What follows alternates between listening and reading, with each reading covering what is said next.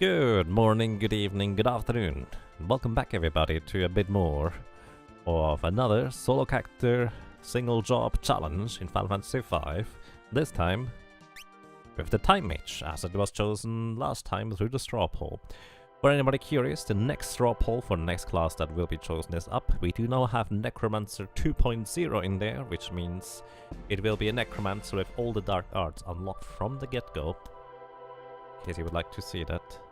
Oh wow, untap me bro, thank you. Thank you very much for subscribing, welcome to you. And well, I'm glad you enjoy your stay. Thank you very much. So, I did a bit of research on the Time Mage, and as usual, I would say let's go back into the planning stage while the intro runs. So, our next job here, as mentioned, is the Time Mage, and I forgot to copy the thing so far. But what I did is, yesterday I didn't stream because I just felt like I needed a break, but I didn't really take much of a break. I created a calculator. So I already had a bit of a calculator beforehand for various things. However, this one is a little bit more extensive, a little bit more detailed. And what I can do now is I can input the strength, agility, spell power, weapon attack value, which a dagger has 14 by the way, equipment weight, and then choose my weapon type here. Back row does not work yet, I haven't been too lazy to implement that. But we also have monster stats, so the monster stats you can input here as well. Car boss, it has 650 HP, 0 defense, 0 magic defense, and a speed of 30. I basically now have the ability to figure out, alrighty, based on which stats, when do I get an additional attack modifier? So I've been talking quite a bit about attack modifiers recently, and how in Final Fantasy V you do gain essentially more attack, or less attack sometimes, by leveling up, not in increments for every level a little bit. It is actually basically just once you reach another threshold based on the formula. So, what I can do now is I can just input the stats, which I think this is Ferris Time Mage already. And this will allow me to figure out what is a good threshold for levels to reach. So as you might be able to tell, these are the levels. And up until level 14, we have kind of a bit 2 damage modifier, then 3, then 4, then 3 again, then 4, and then 5 with daggers. And then 5 all the way until level 23. Which means, if we want to have a damage modifier of 5 and deal about 77.5 damage on average with each swing, we want to be at level 14. For the Time Mage. So that is going to be a good threshold to reach, unless we want to go all the way to level 24 as a Time Mage. Because if we go for 23 for the 6, we might as well go for one more. Either way, that is kind of what I did. I also figured out how speed works, and speed is going to be quite the main thing as a Time Mage, because as a Time Mage you will get both slow and haste effects. Now, essentially, this calculates automatically based on the monster speed, which is basically equivalent to the player's agility, and the player's agility. So essentially, I have figured out that car boss speed is approximately equivalent to a speed of, or an agility of 30. And with haste, it is essentially twice as fast, versus slow, it is twice as slow. But let's put it this way, if you slow the enemy and haste yourself, you will go about 4 times faster than the enemy, if you have initially the same speed. But the scissors, or how far it drifts apart based on your initial speed, is actually pretty extreme in how it works. But I already told you, Haste and Slow are the most powerful status effects, and having innately access to them as a Time Mage will be quite the big deal.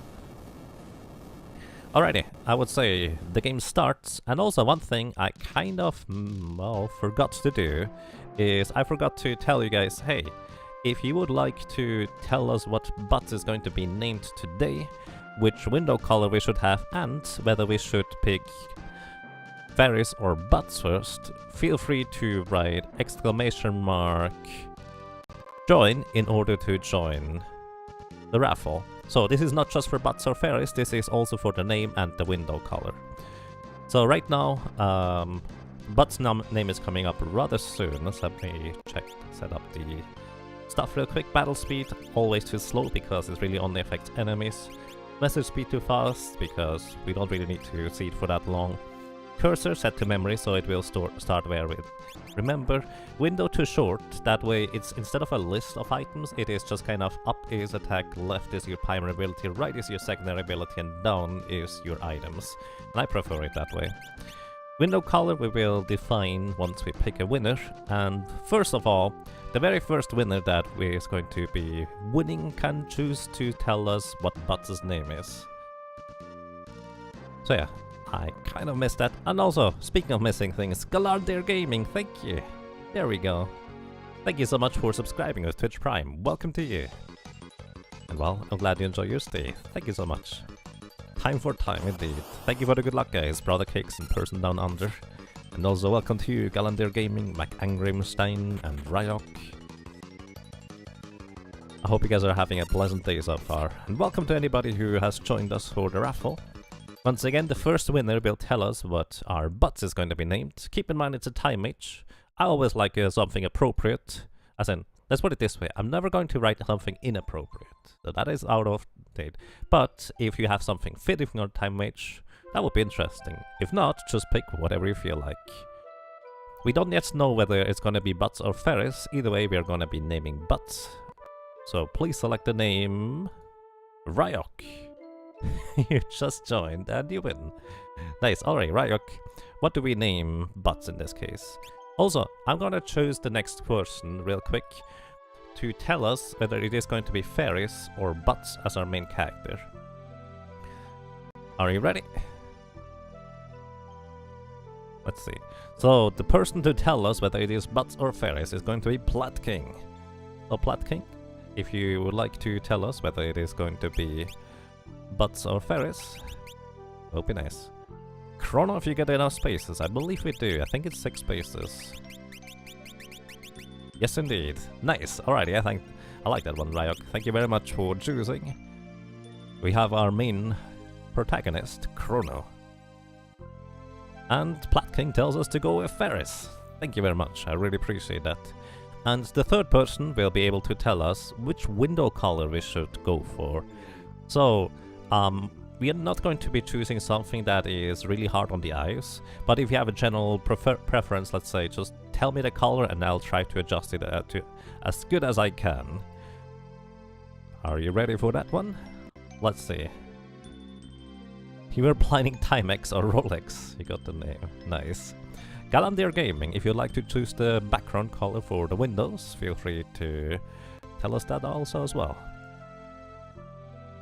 If you'd like to. Oh, hobbies. That was the last raffle. There's nothing else to raffle anymore. Until the next run. Sorry. But thank you for joining, guys. I really appreciate your participation.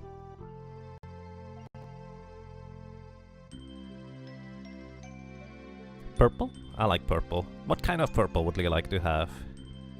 Like a brighter one, a lighter one, a more red one, a more blue one?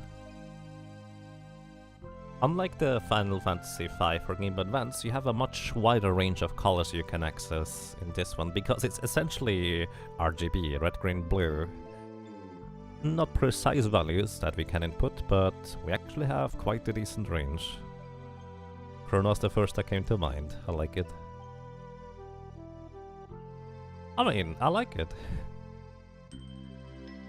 I would not have thought of Chrono. Actually, let me be honest, the main reason why I relay the name to Jet is because it's like, I'm not good at naming, so you guys are way better. Alrighty, let's see. Purple you say, so this is red and blue somehow. So something like this.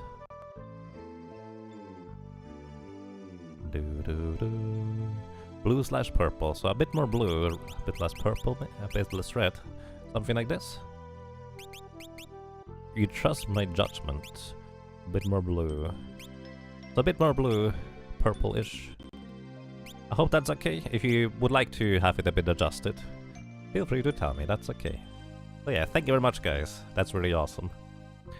Alrighty, next up, we have to unlock Time Mage. And as usual, I will be unlocking our class via a cheat code if it is not available in the Wind Shrine already, as soon as we stand in front of the Wind Shrine. That way we even get to fight one additional boss that does not usually get fought as the particular class in question. Before that, we still have to walk through the introduction and intro. And with that, we kind of have a bit more time actually to maybe go back to the planning scene a little bit. So, we might not get too far today because, let's put it this way. We have Carl Boss as the very first boss, and as a Time Mage, we do not actually gain anything at all until the first world. And a few towns in, like, I think it's the second town, well, the third town that we reach is where we get our first set of time magics. Until then, a Time Mage is going to be just a little character with a dunce cap and a dagger and nothing else. So the first boss is going to be quite tricky. So essentially, one of the big reasons as to why I wanted to make a calculator was actually to have a more easy overview as to what my threshold should be. So, there's a few numbers here. Essentially on the left side you can see the level that the character would have with the appropriate stats, the agility, which is relevant by the way for the damage for the dagger, because based on your agility you actually gain a +1 multiplier for the dagger, like I believe from 5 to 8 as with 29 agility, or you lose it, which is actually here from 9 to 13, where it's essentially you either get the multiplier or not from a dagger. The formulas are also slightly different from other weapons. Let's say instead of a dagger we would like to have a sword. A sword is actually overall weaker than a dagger with the same attack power, so you don't necessarily want a sword unless you have specific use for it in certain abilities like the knight with two-handed and stuff like that. So, alrighty, we are just kind of sticking to the dagger for now, because that is going to be the only weapon that we can realistically use to defeat the first big red lobster. So the big red lobster has 650 HP as indicated here, and this column here tells us the average amount of attacks we need to kill it. We need 8.39 attacks to kill the big red lobster, which essentially means 9 attacks at level 14. If we wanted to improve that, we would need to level all the way to level 24, and let me tell you, that is a really slow process in the very first area in the Wind Shrine. So we are probably just gonna try and do this at level 14 rather than going anywhere closer. And really 9 attacks to kill the lobster is pretty much the upper limit of what I consider to be particularly reasonable in terms of how much luck you would like to get. I see. Rest well, Lethlin, thank you for dropping by and have a good night. Wish you all the best. And thank you very much, Ryok. So yeah, I did a Secret of Mana 1-player 2-controller run earlier with the main weapon as the bow, which was really interesting and difficult. I went a bit overestimate, but I hope that it was still an enjoyable watch. That was on the RPG Valkyries channel, by the way, which is currently going on, which, by the way, as a nod to tomorrow, I will be doing volunteering for the Lord of Relay race and also the Zelda Link to the Past, just kind of restreaming more or less the entire day, so I will not be streaming to my own channel. Can you ask me a technical question about the stream? Sure, go ahead. If you'd like to. Gonna hide this thing for now. Until I have something else to say about it. I actually have not yet set up the Time Mage planning sheet itself, but we can do this while we're grinding in the Wind Shrine. Also, I hope I didn't really miss anything earlier. Let me... Mihai Kezator? Feel free to correct me on how to pronounce your name. Thank you very much for voting for Thief. I'm actually somewhat both looking forward to and being terrified of the Thief. It's going to be really interesting because it's such a weak class, but ultimately getting through the game as a Thief is going to be quite rewarding, I imagine. We'll see.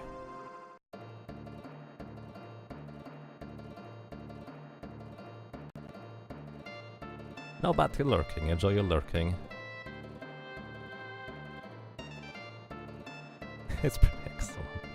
Alright. If you'd like to have a random item, a question marks will do in order to go for the delicious question mark. Or if you have a suggestion for what should happen when you write random, that would be interesting too. You're most right with the initial try. I have to admit I don't remember what I initially tried. Mihai Kizator? Either way, I appreciate you voting for the Thief. I appreciate you voting for whatever you would like to see, actually. The Thief would be rather fascinating.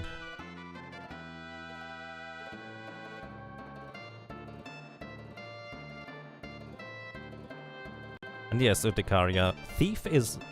Honestly, Thief is a really amazing job. Just not really by itself. Short A's.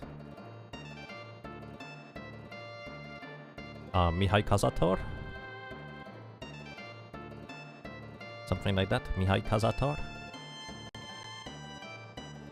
Alrighty, thank you. I appreciate the pronunciation guide. Okay, for the Time Mage, the first big goal is going to be getting past the big red lobster. And the big red lobster is indeed quite the problem.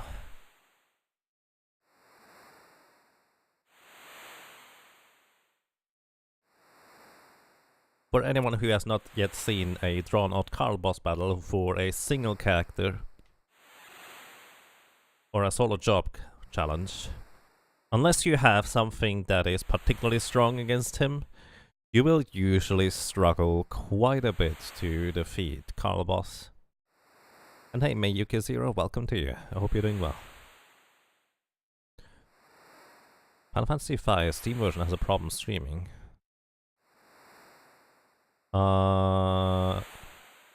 It does not, untap me, bro. That sounds a bit strange. What you can try, you can either try window capture, or you can try game capture. Usually one or the other works. And if both don't work, then I don't know what to do. You could also try desktop capture and just crop it to the window. Monitor capture might work too. Something like that.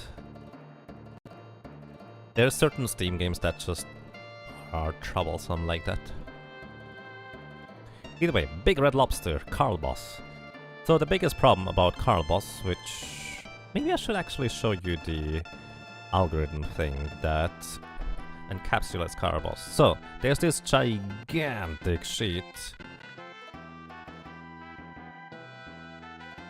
on the game FAQs guide, and that thing has almost everything in it. There's actually a few things missing that I didn't find, like how long are you paralyzed, like paralyzed duration. But aside from that, it seems to have pretty much everything. So if we find Carl boss in this, here we have Carl boss. This is basically his stats: 650 HP, 100 MP, which he never uses, 10 attack, etc. So, this is his AI script. And his AI script works as follows. In the first turn, he has a 1 in 3 chance to select each of these commands: fight, specialty, or specialty. Specialty for Carl boss is an attack that simultaneously deals damage and also stuns you. We have no way to avoid getting hit this early in the game as a Time Mage. So if he chooses 2 out of 3 times the specialty move, we will be stunned. And to give you a frame of reference, what getting stunned means, I have the Time Mage stats here on the right side in just a second. I'm going to use a cheat code as usual. to turn Ferris, in this case, into a Time Mage already. Where's the Time Mage anyways? There it is. Alrighty. Ferris as a Time Mage has now joined our party. And let's take a look at the stats real quick. So, the stats in Final Fantasy V, they never change unless you add something to it, like an equipment piece or add an ability to the character, something like that. So the stats are pretty static for the most part. The only thing that changes with a level up is the amount of HP you have. And also certain resistances, just slightly towards spells that can or cannot hit. However, the stun from Carl Boss will always hit. So we have 22 strength right now, 29 agility, I already put that in, 50 attack power. The weapon attack is 14 with the dagger, I already know that, and our equipment weight is about 5. As long as it is not above 8, or 8 above, it actually does not matter how much your equipment weight is. So these are indeed the stats for a Time Mage. And we will need to level up to level 14 in order to... Oh, I didn't show you the thing. Ha! I already put those stats in. 22 strength, 29 agility, 50 spell power, 14 weapon attack for the dagger. And that is basically as good as it gets for our physical attack power. Once again, we don't get spells until... well, the third town that we visit. So we will just be plinking away at enemies with the dagger. So level 14 is gonna be our goal. Now the thing is, Carl Boss stun, as I've tried to calculate here, works as follows. We essentially are paralyzed for a duration of 255. Probably, question mark? So here's the thing, I don't know the duration of how long a stun from Carl Boss is, because it's actually not written anywhere in the algorithms guide. Either way, based on our level, we will be level 14. We actually get a slight benefit on how, well, long or not so long we are stunned. The boss actually gets 3.81 turns, basically almost 4 turns before we can act it again until we are no longer stunned, which means we get stunned here in the first turn because he's faster than us. Remember, he has about 30 agility and we have 29, so he's going to go before us, unless we get lucky. There's actually the possibility that we could tie, in theory. Actually, it seemed possible that we go first, but it's very unlikely. That's just kind of side stuff. Either way, on his second attack, he has a chance to just attack, or use Tail Screw, which puts us into critical HP. Remember, we are stunned for about 3 turns of his. And or he can attack with a stun again. If he hits us twice in a row with a stun, the stun duration does not get refreshed, thankfully. Otherwise, that would be pretty bad. On the third attack, or the second attack, usually we are back up again. So actually, I think it doesn't last 255 time units, because that would be way too long. I don't know how long it is, but usually in the third attack, we are not stunned anymore, but he can just stun us again with a specialty before we get our next turn, or Tail Screw to put us into critical HP, or just kill us in case he was Tail Screw before. So essentially, we want to optimize our chances of defeating the big red lobster by reaching a certain threshold where we just need less attacks to kill him, or kill him as quick as possible. So, that is why we're going to be going all the way to level 14. I don't need the test anymore. Let's go. As usual in a solo character challenge run, I'm just gonna go to the left side here real quick and grab 5 potions after a little cutscene, so we have a bit more health to work with. Woodward for Hunter, nice. I like hunters. And take care, untap me bro. I hope you have a pleasant time and take care. I might repeat myself sometimes. Sometimes I might repeat myself in different words. So yeah, Ferris is going to be our main protagonist for this. Ferris actually has a bonus to agility compared to Butts. Ferris has 2 more in agility than Butts, 1 less in strength. So let's say if we had one more strength... Oh no. No frame drops, please. If we had one more strength, like Butts has 23 strength, it would actually not change anything at all. Ah. We will still need to level up to level 14. However, Butts has the strange advantage that he could actually level up to level 17. You know, actually no, Butts has 2 less agility. Let's see.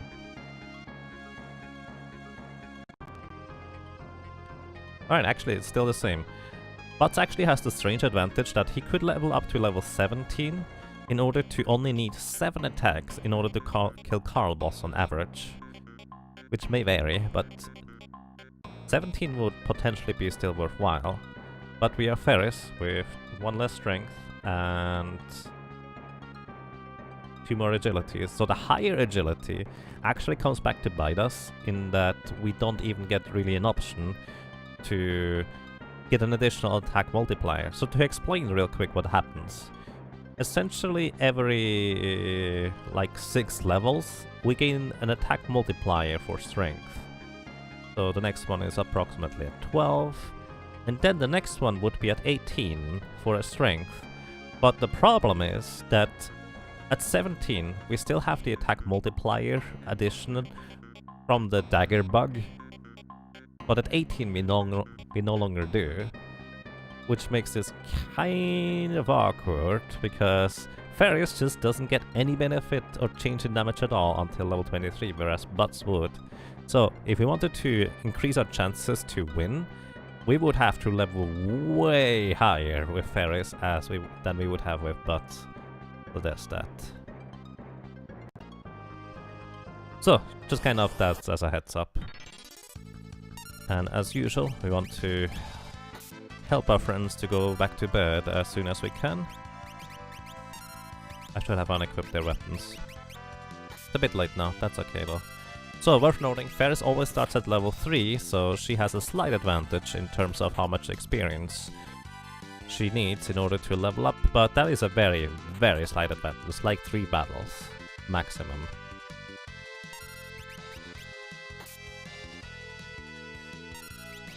So I'm going to run away, because it's always spooky to encounter enemies as a solo character, and if you don't get your turn right away, in order to at least kill 1 enemy right away, things can get a bit hairy. Hopefully that extra agility is more helpful later on. I don't actually even know. I have yet to put the agility value into the monster stats sheet.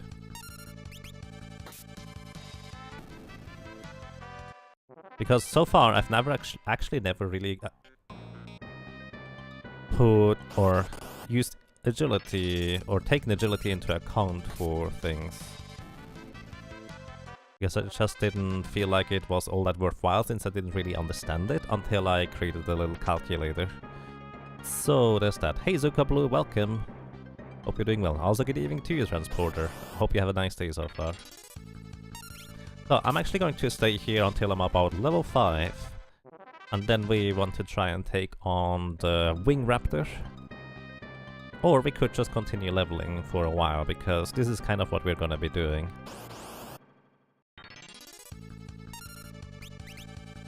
Paris is cuter, so it's fine.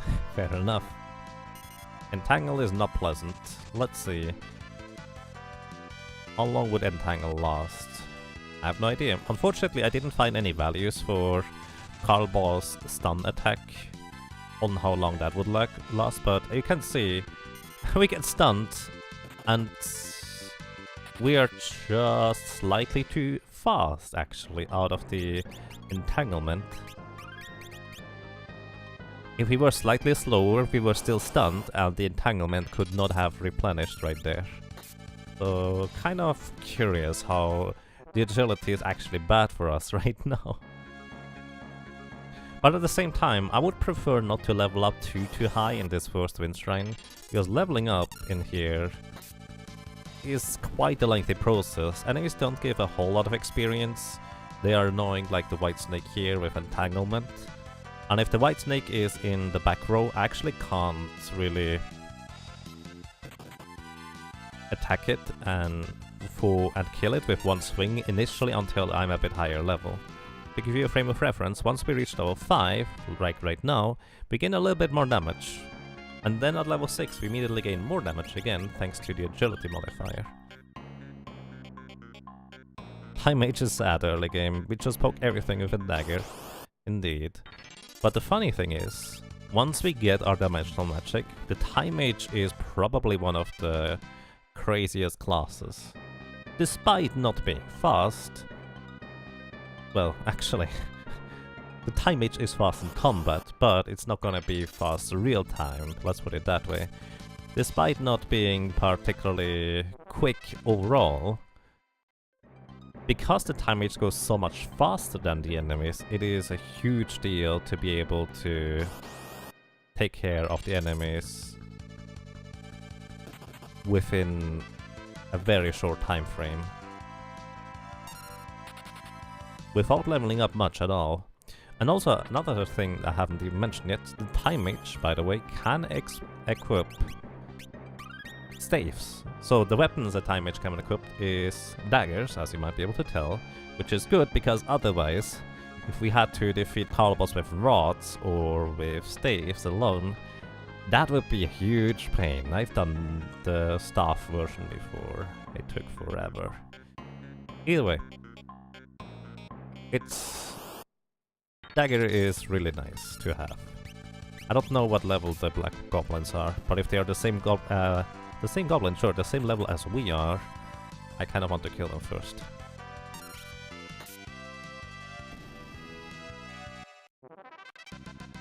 Leveled up to level 6. Yeah, we're going to be here for a while, unfortunately. I also want to go and restock potions sometime soon-ish. The thing is, I want to go to town eventually. So I feel like I should just go through the Wind Shrine real quick, just so I can then subsequently go to town and experience all the cutscenes, get all the things that we need, and then we are just gonna be grinding. I'm going to kill the Black Goblin first. Hope we don't get stunned. Very nice. And then we kill the Moldwind. The Moldwind is an enemy that has a 1 in 16 chance to drop elixirs. We actually need elixirs in order to get past Carl boss. Otherwise we have pretty much no chance. So Moldwind enemies are preferable, although right now they are kinda scary because they have a wind attack they can do on the second turn that deals about 70 damage. And you can see our maximum HP is not that great. Leather shoes. That's a 1 in 16 drop from the Black Goblin. I would have preferred the other thing, but oh well, I guess we didn't get that.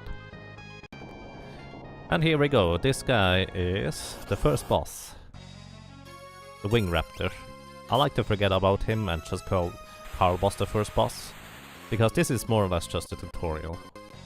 So Breathwing deals 25% of our maximum health and damage to the entire party. For us it's just us, because we are not more than just one person.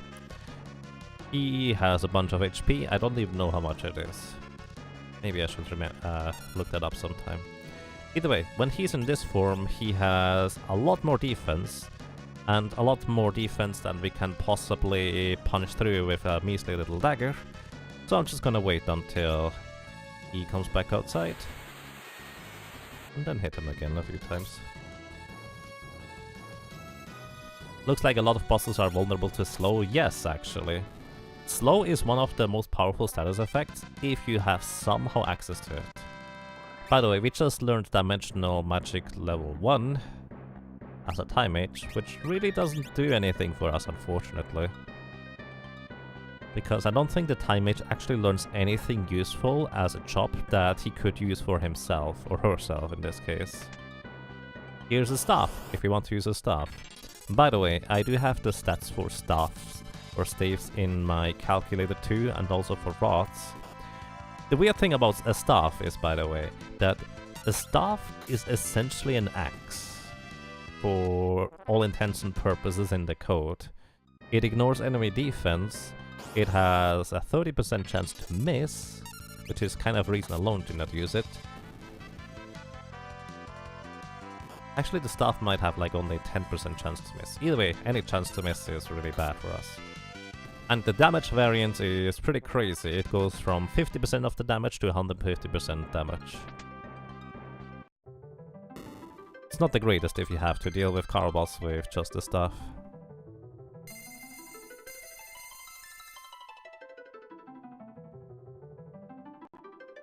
So, this is where you normally get introduced to your jobs. We already have our Time Mage job, which we will be for a while. In the meantime, I'm going to actually copy the template, because I've updated the template a little bit.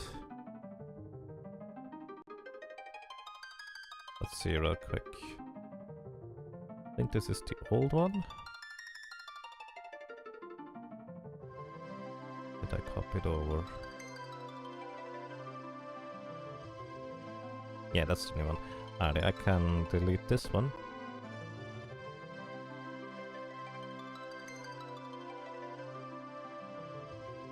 And I'm going to rename the template.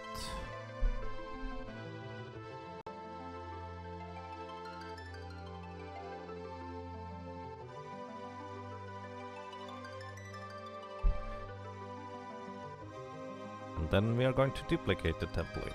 Alrighty. Going to duplicate it. And we will use this next one for our Time Mage. My original goal was to just create like mini calculators that I could put on top of a job classes thing. But I did not end up managing to reasonably have a small calculator for stuff like that, so I just decided to have a larger one. So here we have number 7, Time Mage.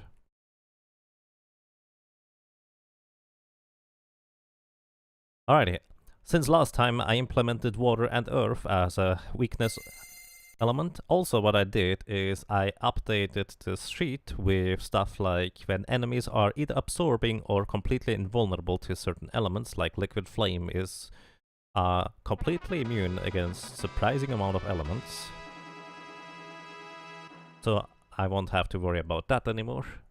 Although, to be fair, right now would also be interesting to update the sheet with the speed monsters have. I know Carboss has the speed of 30. To be fair, for the most part that's not too relevant. Although for stuff like the Purebulos, it could be quite interesting to see how many turns we get, or whether +1 agility would give us 1 additional turn in the long run or something like that. So right now we'll have to do this in the calculator instead. So, as a frame of reference, as a Time Mage, we do technically have access to the elements of fire, ice and lightning if we want to break rods. Because we do have access to rods, we could break them. But kind of like before, if I don't have to, I'm not going to. But I'm also not going to be hesitant about using rods or breaking them for leveling. Because power leveling is quite simply one of the more efficient methods of getting through this game efficiently and fast. So we will do that. Eat a frog, save, tag some onions? I'm not sure about that. But Solshay, thank you! Thank you so much for 8 ROMs of support. Welcome back to you, and I'm glad you enjoy your stay. Thank you so much. I hope you're doing well. And also Akila, thank you! Akila 3. Was that 3 always there? Either way, Akila, thank you so much for subscribing with Twitch Prime. Welcome back to you, I believe, as well. Well, I'm glad you enjoy your stay. Thank you so much, guys. That's really kind of you. So, in the meantime, just walking through the motions here as usual, where we are going to be pretending to be beginners. That way we are going to acquire some really useful and strong initial items. Just 100 gil, a tent, phoenix down, a potion, and an ether. Ether is worth 750 gold. That's kind of the best that I can use it for right now, just for gold. Because interestingly enough, the Time Mage, while it is a mage and uses MP, is actually not that hungry for MP. The spells are usually rather cheap, and you don't traditionally have to use them more than once at a time. because you don't have any real direct damage spells until a fair bit into the second world. And don't worry, even though we don't have direct damage spells until the second world, the Time Mage is anything but helpless until then. And how did the Necro run go? Necro run went quite well overall, I would say. Necromancer is crazy strong once you acquire some dark arts. We didn't have the full potential unleashed of the Necromancer because there's some dark arts that we just couldn't get in the end. But at the same time, it was a bit of an adventure. Despite being so strong, the biggest downside of a Necromancer is not being able to heal reasonably well. So it was rather tricky to get through stuff.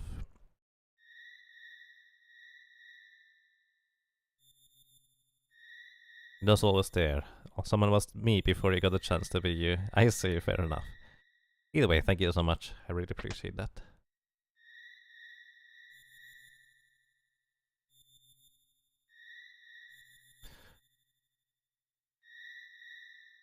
One of the more interesting things as a Time Mage is going to be that, unlike other mage classes, Time Mage can also equip staves. And staves are situationally very powerful. You will see as soon as we get past Magiza and Forza that there is a very particular staff that will make things a lot simpler in terms of resource management. People probably already know what I'm talking about, but you'll see it once we get it.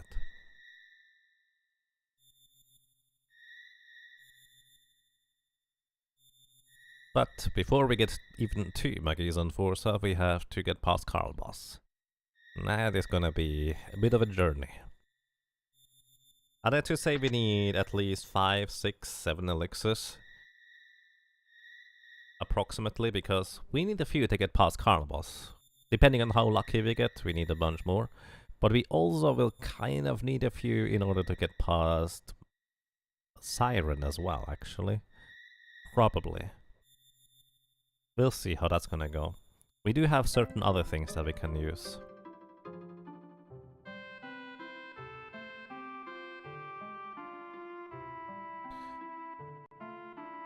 So, cutscene complete. Thank you very much for the key. So we can progress further afterwards. There's leather shoes on the right side there. They don't sell for particularly much. I already got leather shoes. They give +1 defense for our character, which is nice, because 1 defense actually makes a bit of a difference this early in the game. So, especially against Carl Boss, we want to have any little advantage that we can get. Then next up, we're going to be selling stuff. I'm gonna keep the broadsword just so we have something for Galuf, so he can hit himself a little bit harder. Gonna sell all the Phoenix Stones initially. We can never use a leather shield. Then we buy potions, as many as we can with the money. Alright, we actually stocked up to max potions already. That's very handy. That way we don't have to come back anytime soon, even though we will use quite a few of those for grinding.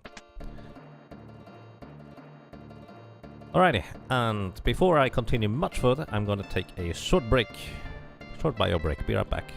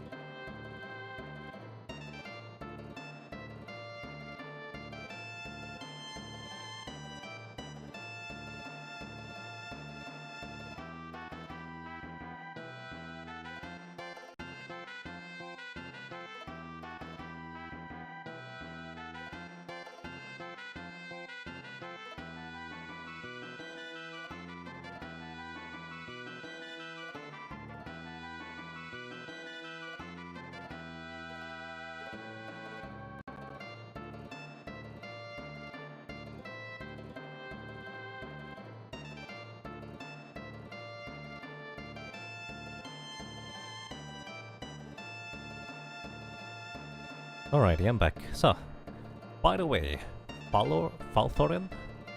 Falthorin? How do I pronounce your name, if I may ask?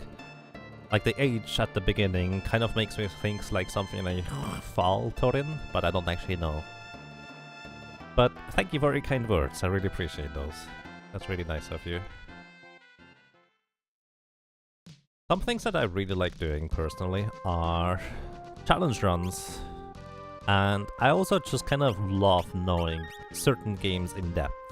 The more I know about games, or the games I play or like, the more intrigued and interested I tend to become in them.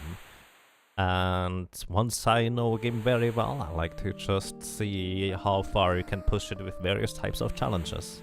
Certain games lend it themselves better to challenge runs than others. But the ones that can have challenge runs are actually usually the ones that I like to play with in the first place, because they have so many options and abilities or difficulties, depending on what you do.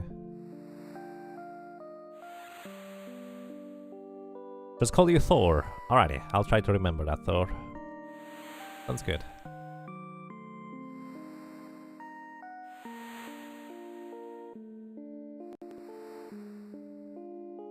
So, just a few more cutscenes. I'm also going to go for the cutscene in the...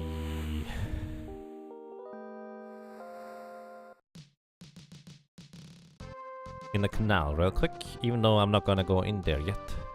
I just feel like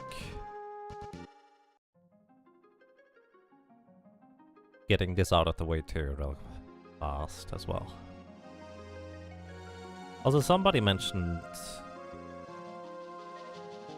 whether it would be okay to have a thief as one of your dead party members in the party in order for it to give you the move speed. One of the things is, move speed is nice, and that was actually something I was strongly considering until I realized that, oh yeah, a thief doesn't just give you move speed. A thief also gives you no back attacks. And as annoying as back attacks are, and as much as they can just straight up kill you, they are part of the game, and it is part of the thief class alone to avoid them. So I'm pretty much not going to have a thief in as one of my dead party members. Aside from that, if you decide to do a challenge run with a thief as a dead party member, I think that is perfectly fair, because all it really removes is just the annoyance of slow movement speed, and for that matter, it also removes the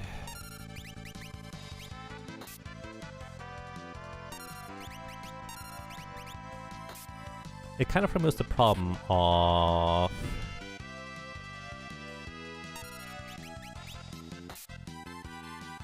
back attacks, which not necessarily a challenge, but definitely annoying. Although it can be a challenge. I've died numerous times already to back attacks, even to certain areas and back attacks that I didn't even realize was possible, as was demonstrated with the Necromancer recently.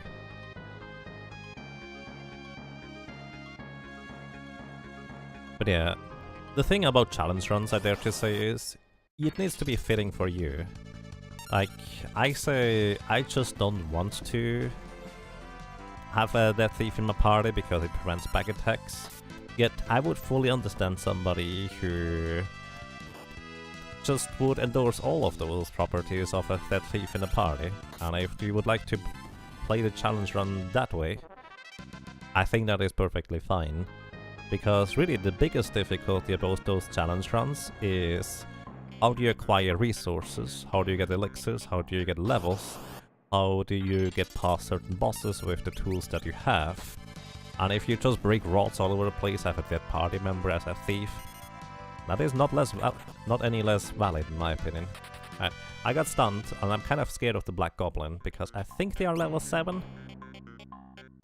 And the problem about level 7 goblins is that I'm level 7 too, and Goblin Punch deals 8 times damage to you if you are the same level as they are. Oh my goodness, Jazz, thank you! Jess, thank you so much for 33 ROMs of support. Welcome back to you. Well, I'm glad you enjoy your stay. Thank you so much, Jess. How are you doing? How's it going? Almost 3 years, Yaga. It is actually almost 3 years. That's kind of crazy, isn't it? How are you doing? How's it going? So, I'm actually not going to be leveling for the most part on the top floor here. I think there is no black goblins on this top floor, so I'm just gonna go to level 8 here and then go back down for the rest of the levels, because up here is a significantly lower density of those mold-wind enemies that have a chance to give us elixirs instead. By the way, Rod is a 1 in 16 drop chance, like the elixirs.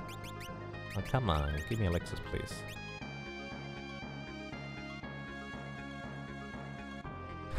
I mean, I'm pretty sure I can look at it while still doing this.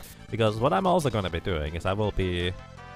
Once we are at a slightly higher level and have a bit more HP buffer, I will be switching to planning phase while grinding on the side too, so feel free to do so, Chess. No, I have dropped frames.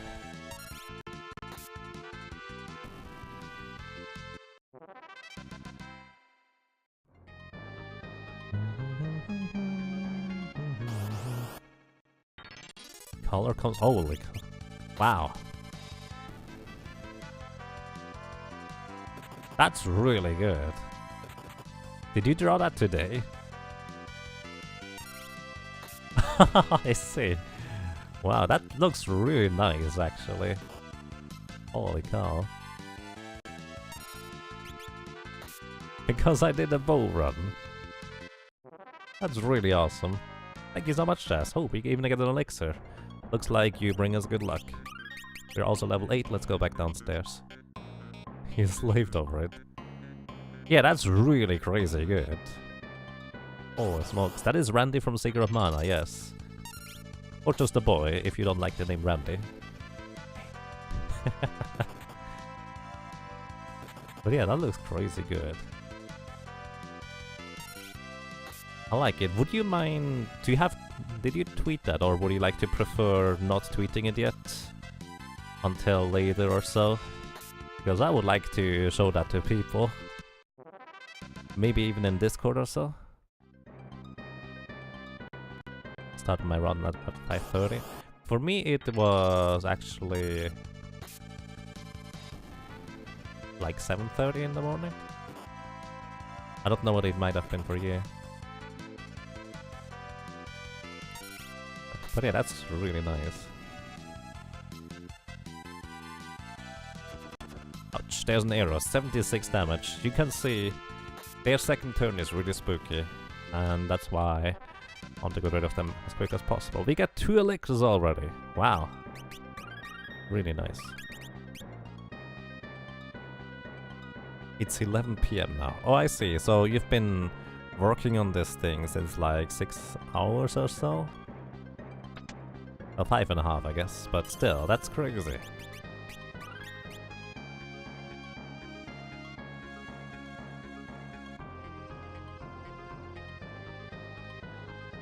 Wasn't sure if we roll color or not. Why not both? I like that idea, yeah. I would also like to share that in Discord, if you don't mind. We do have a pictures corner, an art corner. That could be a thing. By the way, I run away from enemies like this one here because in the triple encounter of that kind, where it's just 3 different enemies, I want to kill the snake first. And I cannot do that from the back row, because the snake itself is in the back row. We have just enough damage to kill the snake with only half our damage. But if it's back row, basically 25% of our damage, we don't have enough damage. Then the second attack goes to the Moldwind, and I have to kill him before he gets to do his arrow attack. You'll put it on Twitter now. Nice. Let's see. So yeah, thank you so much for sharing, Chaz. That's really nice of you.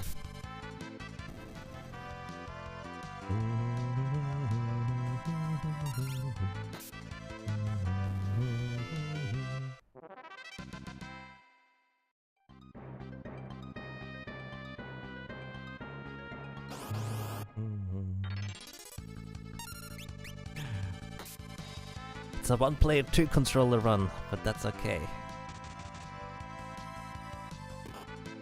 But yeah, this is really, really good, Chaz. Thank you. Someone to... Don't worry. Someone tell Randy to put on simpler clothes.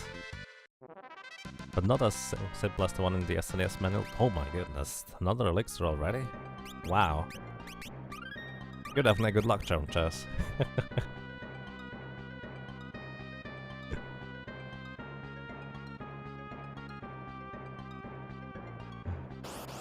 Yeah, this looks really nice. So anybody who has a Twitter, make sure to check that out. Oh, it didn't die? I'm surprised. I guess we don't have enough damage if it's in the back row, although at least not always. I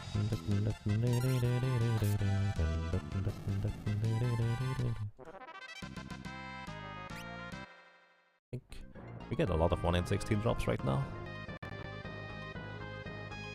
Who knew you were 2 people? Well...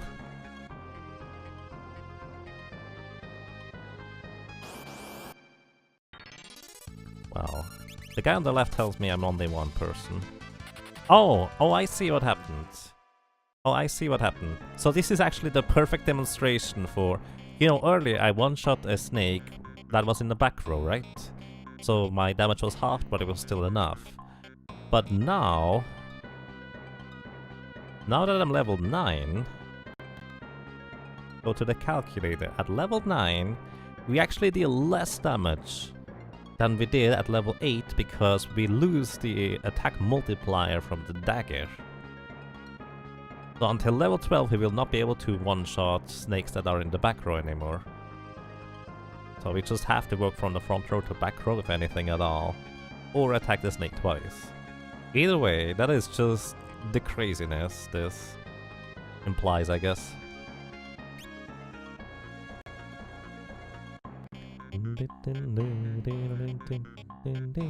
Hey Tag, welcome. Hope you're doing well.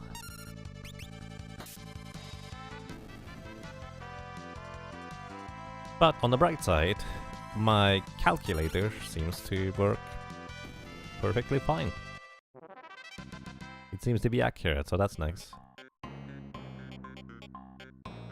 Yeah, I will be until April pretty much, unfortunately.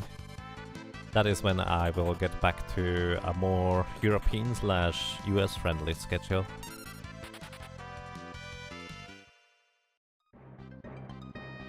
But at the same time, a lot of people seem to kind of enjoy just slinking in here when it's time for relaxing in the evening, before bed, or even while sleeping. That's also quite pleasant for some, I guess.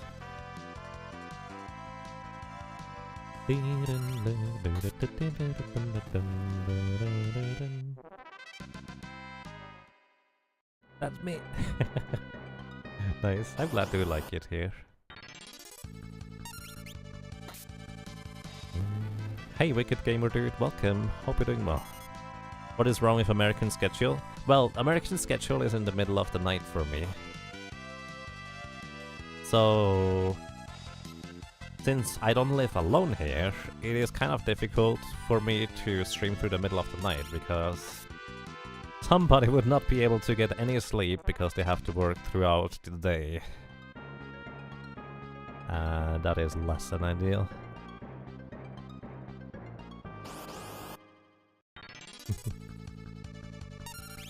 I see, I'm glad to hear that, Jess. That's pretty awesome.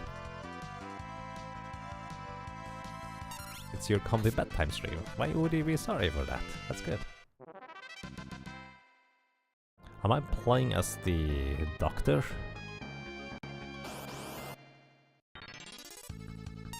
I'm not sure I understand. This is a Time Mage. Alright, 76 is the maximum that they deal. Doctor Who? Time Mage? Oh, I get it. I see.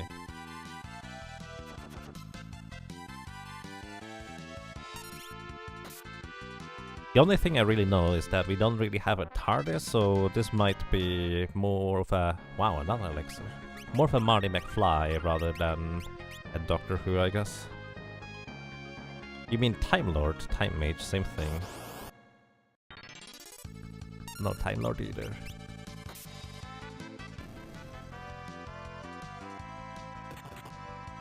So playing CV4. CV4 is crazy optimized by now.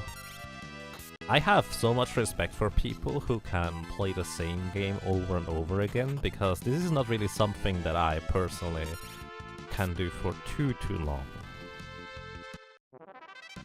Like, I currently do play the same game over and over again, but certain people play their games for years and years, and they get crazy good.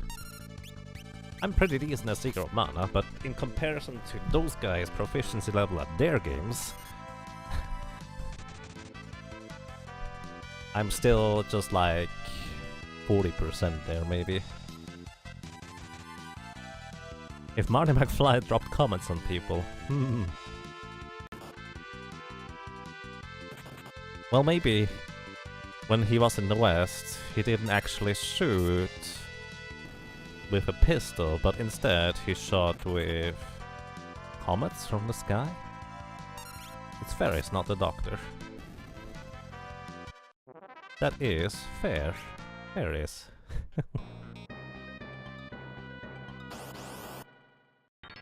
I mean, that's fair, Chaz, but I guess it's a much more specific kind of dedication where you don't really see them streaming much else on their stream usually.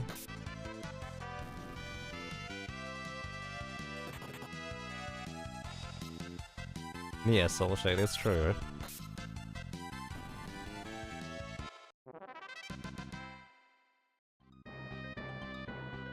So, which Tetris block should we draw today? The T-shape from the bottom up? Or maybe we could go into an L-shape or something like that? Except Symphony of the Night. I still really want to play Symphony of the Night sometime, but I need to somehow get access to the game. The closest I am right now is I could technically get a Japanese copy, because I do have access to a Japanese PlayStation 3 and PSN, but I don't know any Japanese. That would be awkward.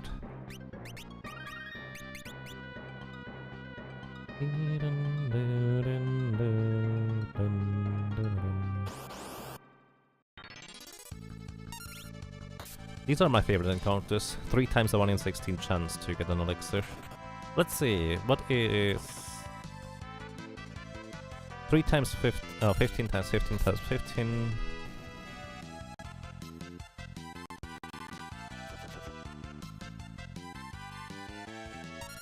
Divided by 16, divided by 16, divided by 16. Alrighty, we currently have, in these encounters, nice. In these encounters, we have approximately a 17.7% chance to get an elixir. Or at least one. There's a smaller chance to get 2. I'm gonna go back and save before all these elixirs. Because it's always possible to die in these encounters, unfortunately. You have a feeling this run is going to be rough. The time is not the best in the damage department. Yeah, I thought so too, actually. I thought so too. Until I did a bit of research and realized, there's a lot of bosses that are susceptible to getting slowed. Let's actually... I'm gonna go and save and then we switch over to the planning sheet version. Saving frequently because you might sometimes just get into awkward situations, and if I'm only paying half attention because I'm looking at the planning sheet, then that could lead to a death quickly.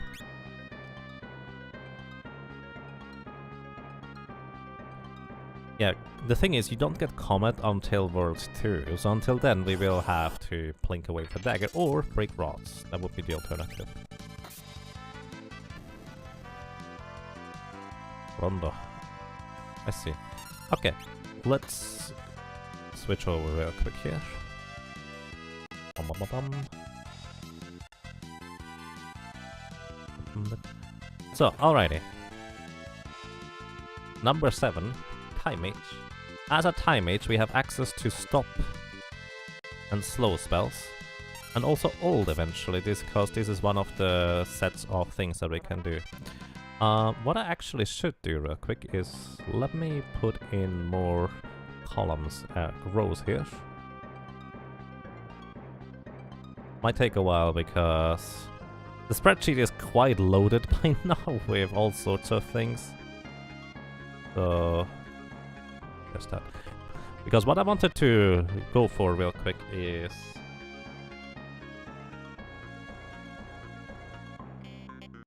I wanted to write down all the Time Mage spells real quick.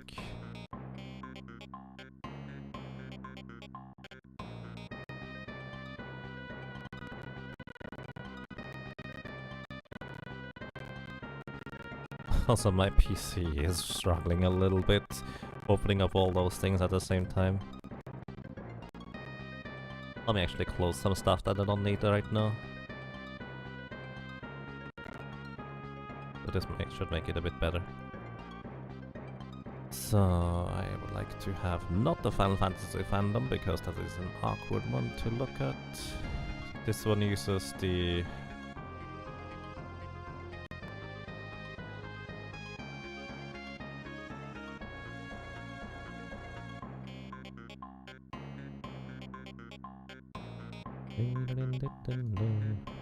This one uses the PlayStation names, which... not the greatest, but we can work with it. But it has it sorted alphabetically. I need the spell sorted by acquisition.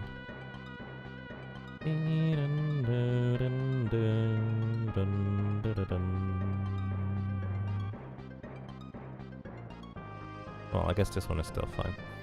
Okay, so... maybe I should have done this beforehand. That is Time Magic.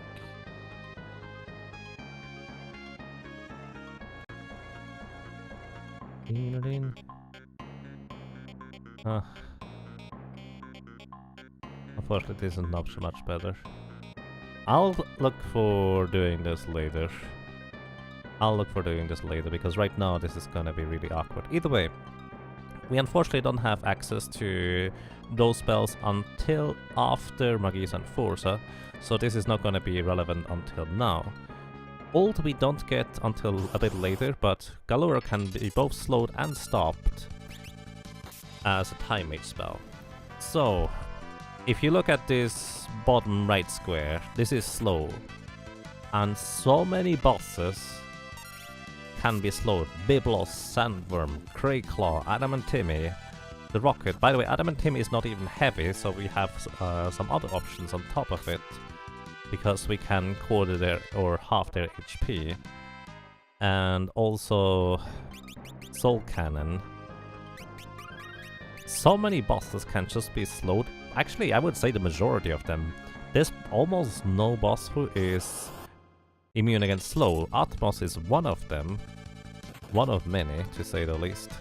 Then we have... who else is immune? The Minotaur cannot be slowed, but you can't use magic there anyways. The trio cannot be slowed either, which is interesting. Even Bahamut can be slowed. Apocalypse cannot be slowed. Even Shinryu can be slowed, although good luck hitting him in his thing. Then on the final boss fight, you can slow 3x death, you can slow the physical part, and you can slow the magic part. The other two are immune against slow, which is a bit unfortunate, but hey, slowing those is already going to be quite a big deal, I dare to say. Another elixir. Wow. This is crazy good, actually. I figured I might have to grind a little bit longer to get the goal amount of elixirs. Very nice. Either way, we only get Haste and Slow in walls for now, I believe. Also a regen effect. Regen heals basically HP over time. I love regeneration, especially in extended boss battles, which as a Time Mage we will have because of the low damage output. It will heal a tremendous amount over time. Enjoy your lurking, Soulshade. Thank you for dropping by and good night. Because I'm slow with repeating. I really thought you were done. That's okay, Jess. It looks really good. What is the over/under has close to his Twitch Doctor Who marathon because of his computer's lag? Actually, I can tell you that what it is. I had stuff running in the background that is a mobile game. Ragnarok Online mobile. Which normally it's fine running in the background when I don't have too many spreadsheets and stuff open, but right now that was a bit too much, so I closed it. There's that. So either way, we will have access to those specific things. And realistically, just being able to slow enemies for that long is a huge deal. Or for that many enemies is a huge deal. Liquid Flame apparently is not susceptible to being slowed. That is really interesting, I was not aware of that. But haste alone on us should already be more than sufficient in order to deal with whatever Liquid Flame can throw at us. Plus, by the way, if you're hasted, the paralyzed status takes only half as long to wear off as well, it looks like. Damn. I really wanted to have the list of spells here, just kind of to basically be able to say, alright, this is where we get this is where we get that, but that's kind of difficult. So, aside from that, there's not a whole lot to plan. We don't actually have inherently, at least as the Time Mage, access to any particular element ourselves.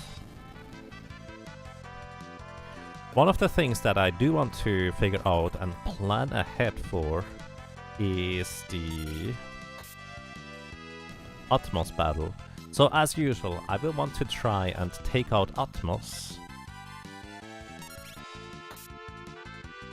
without ever using any help of my other characters, like just leaving them there from the get-go. But that is one of the most ridiculous battles you can imagine, or can't imagine for that matter. He has 20,000 health. We get a bunch of turns, and the bunch of turns is kind of what I want to figure out. How many turns do I get for Atmos? So, now I can finally use my calculator for this. Well, in conjunction with the numbers that are for Atmos. So I'm gonna just go into the algorithms guide, and I don't want to burn your guys' eyes, so I'm going to open the algorithms guide over here on the second monitor, where it's not on the stream, so you just have to trust me with the numbers I say. Another elixir! What is this? Wow, that's amazing. Super lucky with elixirs right now.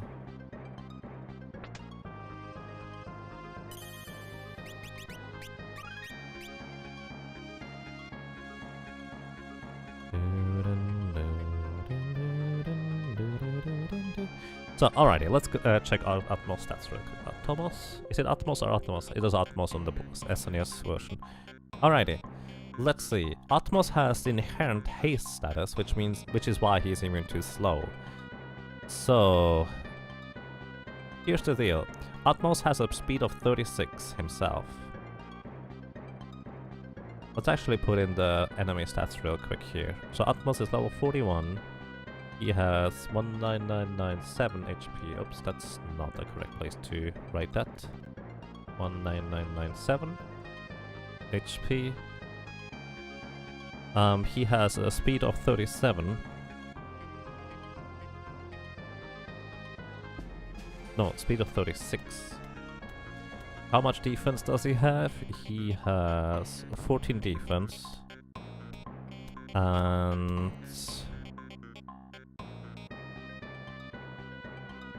20 magic defense. And I just realized... Oh, 14 defense and 20 magic defense. I just realized I actually forgot to implement a thing where I would see magic as a thing. Oh no, I'll have to add that later. But I want to add magic as a thing, so I will be able to calculate the amount of hits I need for magic instead as well. So yeah, that's that. I'll do that later. Either way, if we compare the speed, and we might have more speed. Let's say we will have the Elf Cape by the time we get to Atmos. Guaranteed. That is +1 agility, so we have 30 agility by then. Ouch. Wait, do heal after. We have 30 agility by then. And also...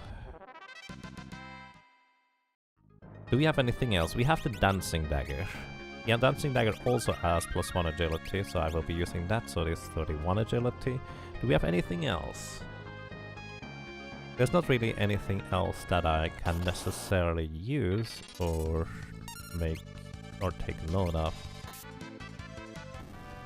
I would guess.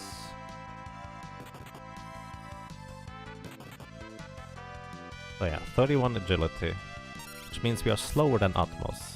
So, worth noting that we have to spend the first turn hasting ourselves, which means Atmos needs like 4 or 5 turns in order to absorb our allies into the portal, although that does look a bit weird. And the first turn we have to use hasted, so we are both hasted in the first area here. I still don't even know that much, but...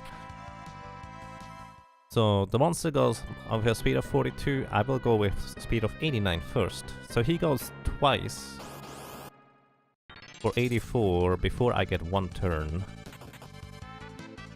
And then we go both at the speed of 44. So he goes 3 times before I get any chance to do any move at all myself. And there's no way to slow him down at all. Which means, if I assume that I then subsequently have like 6 turns, although I guess again Atmos is really strange in how that works. Let's say if we have 7 turns in order to defeat Atmos, how long would it take in order to take down Atmos? Or how many attacks would I have? Well, that's actually kind of a simple calculation. You divide 20,000 divided by 7. We would need to deal...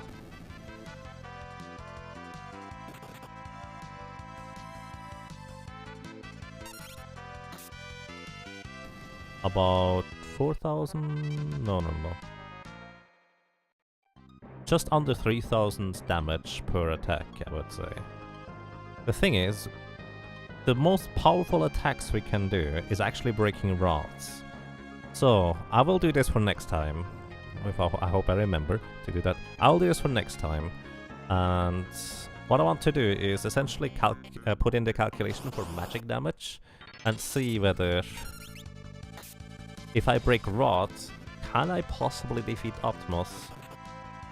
And if so, what would be the level threshold that I would want to reach in order to try and achieve that?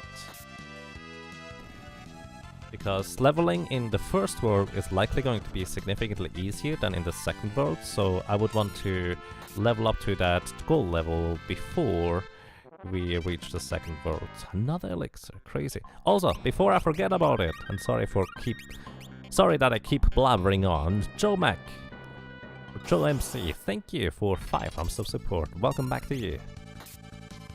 Well, I'm glad you enjoy your stay. Thank you so much. That's really kind of you. Is multitasking giving you a headache? Oh, I'm sorry. Should be no problem to beat him with rock breaking. Are you sure? What is stronger, Bio or Fire 3? I have no idea, Dryzalizer. Keep in mind, we actually can't boost the element from the rod breaking, because when you break a rod, we don't have the rod in the hand anymore. So we don't actually get the full power of a level 3 spell. Yeah, it will be high level, but the question is, how high level is it? Atmos works really strangely when you're there. You know what I should do? I should have a dummy file or a test file near Atmos, so I can just test whatever I need to test right there and then. I think that would actually make a lot of sense. What level are we right now? But hey, you're right, Rysalizer. Single character will be high level, but only really as high as I'm going to grind up on Black Flames. Last time just doing the same thing with the Necromancer was pretty quick. and also reasonably efficient. The question is whether I even want a flame ring this time around. I don't necessarily need a flame ring, but what I could potentially use is an angel ring actually. For different reasons this time around.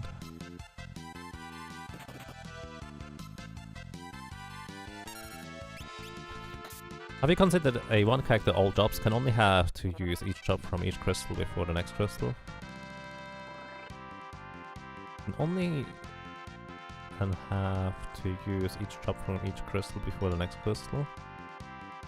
You mean I can't use the jobs anymore after I unlock the next set of jobs? Basically, I've done solo character 4-job challenge runs, basically 4-job fiesta with a solo character before. And that's quite something too. Your single target rod breaking you do early will give you a ballpark damage. That's fair, yeah. I just figured since right now I'm just grinding away until we reach level 14, I figured that would potentially make more sense to just figure that out right now.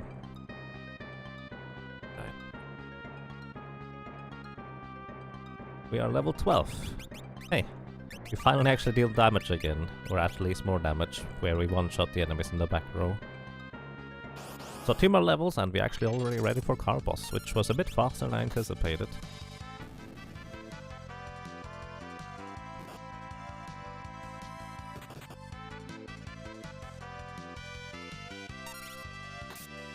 I see, Blue Quark.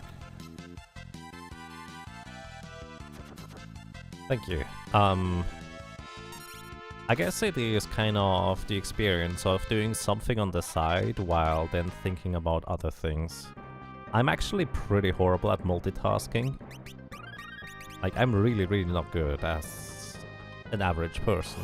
But it's just if you get reasonably decent at doing one thing, you can kind of do that on the side while more or less having your brain focus on something else entirely. And that's what I'm pretty much doing right now.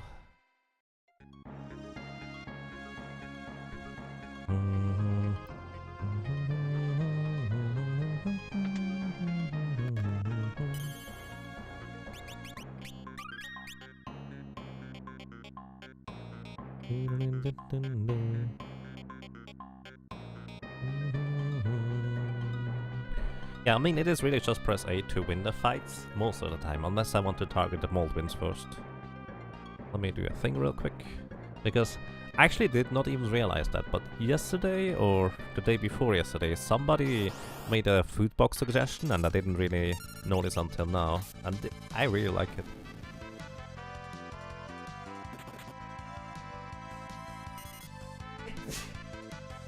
The reason why I want to target the mold wins in this encounter first is because we can get entangled after one attack. If I just hold down the A button, the Goblin goes down before that. Goblin punch!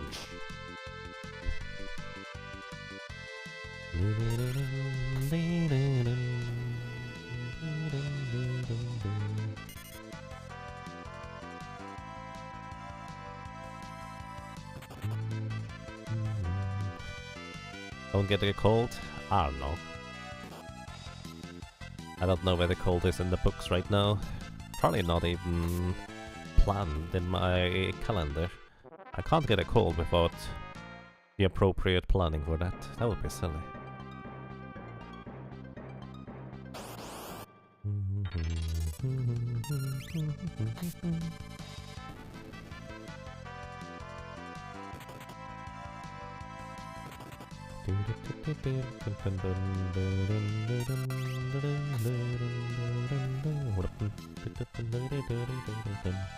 So, note to self, you need an attack multiplier of 4 in order to one-shot the enemies in the back row here. Fun fact, also, we had to level up to level 21, I think, with the White Mage in order to make it past Carl Boss. So that was like 4 hours or so of grinding alone. Was it 6? It took a long time, because the White Mage doesn't even one-shot those guys reliably, because The very basic weapon of the White Mage has a chance to miss. And the fists unfortunately are not a good substitute. So I actually put the fist as in regular fist attack damage in calculator, but I forgot to include magic damage. That's just silly.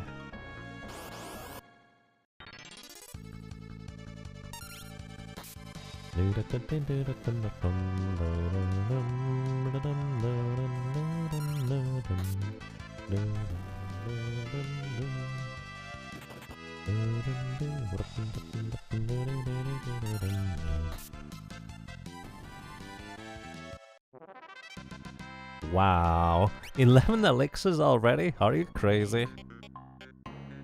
Are you serious? That's way too many. That's not normal anymore, I dare to say. I take them happily, honestly. I'm okay with this. I should kill the snake first.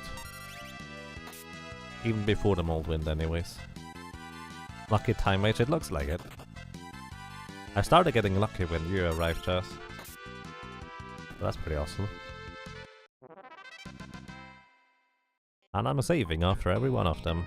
The thing is, I was thinking, oh boy, I hope I get enough elixirs to earn the grain, because I know that Siren is going to be a bit of a chore to deal with as well. And unless I want to break the ice rod on Magissa, Magissa is also going to be a bit of a piece of work. Speaking of Magissa, let's actually see whether we can figure out what we want to do against Magissa. Because here's the thing about Magissa. Let me switch back real quick. Magissa is the third real boss of the game. And what she does essentially is, after she drops below a certain threshold of HP, which I really should just write down here, but I keep forgetting that. Let's see, Magissa is level 8, 650 HP, that sounds about right. Once she drops below 300 HP...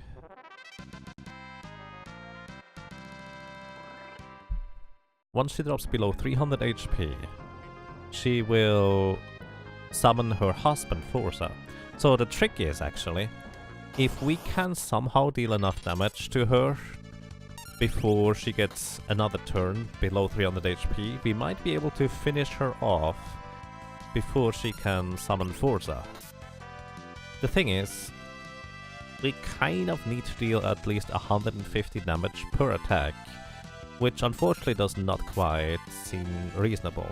By the way, what are you doing up there, Gilgamesh? Get back down there.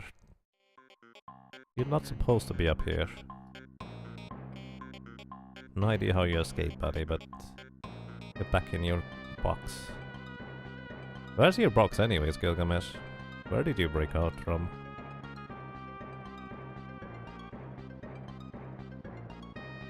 Gilgamesh 4 is here. 1, 2. Ah, there it is. There's where you broke out. You need to go back here, buddy. He wants to feel included, I guess so. So yeah, if we can deal 150 damage with one swing, that is one requirement pretty much. Unless we would be able to go way faster than Magissa. The other requirement is that we need to be faster than Magissa. Magissa actually has a speed of 30. So, fun fact, or maybe not so fun, we have a speed of 29. So we are slightly slower than Magissa. So unfortunately, we fail in both departments. We don't deal more than 150 damage in one swing, and we also do not have the option to lap her, so to speak.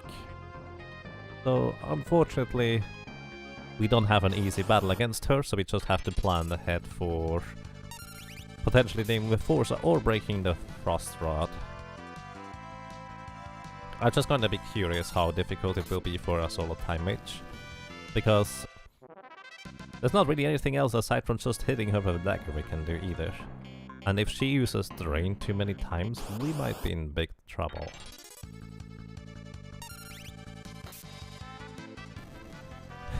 Gilgamesh cannot contain in a mere box, indeed. Did you miss Necromancer? Yes, Necromancer is complete. haven't highlighted it yet, so it's not quite yet linked in the playlist. But Necromancer is complete. There will be another Necromancer run eventually, where we unlock all the dark arts from the get-go, which would be probably one of the more ridiculously crazy runs. Let's make this a real challenge run, no rot breaking. It's the goal. I will not be... Oh, I will be breaking rods in order to level though. That is the one thing where I just feel like, you know, it's not a boss, but bosses I will try to not break any rods. And I feel like for the most part we actually don't really have to break rods. Even stuff like Biblos you would think, oh, but the really low damage output from a Time Mage is going to be a big problem if you don't break a rod against Biblos.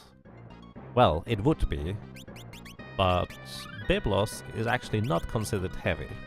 And here's the thing, there's one spell of the Time Mage that sees pretty much no use.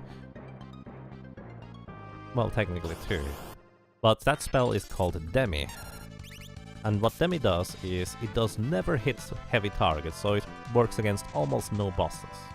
But Biblos is not heavy. And what Demi does, it reduces the enemy's HP by half. So while we don't actually have any real direct damage attacks, we do have an attack that can halve an enemy's HP, if he's not heavy. And fortunately for us, Biblos is not heavy, so he should be going down rather quickly and easily.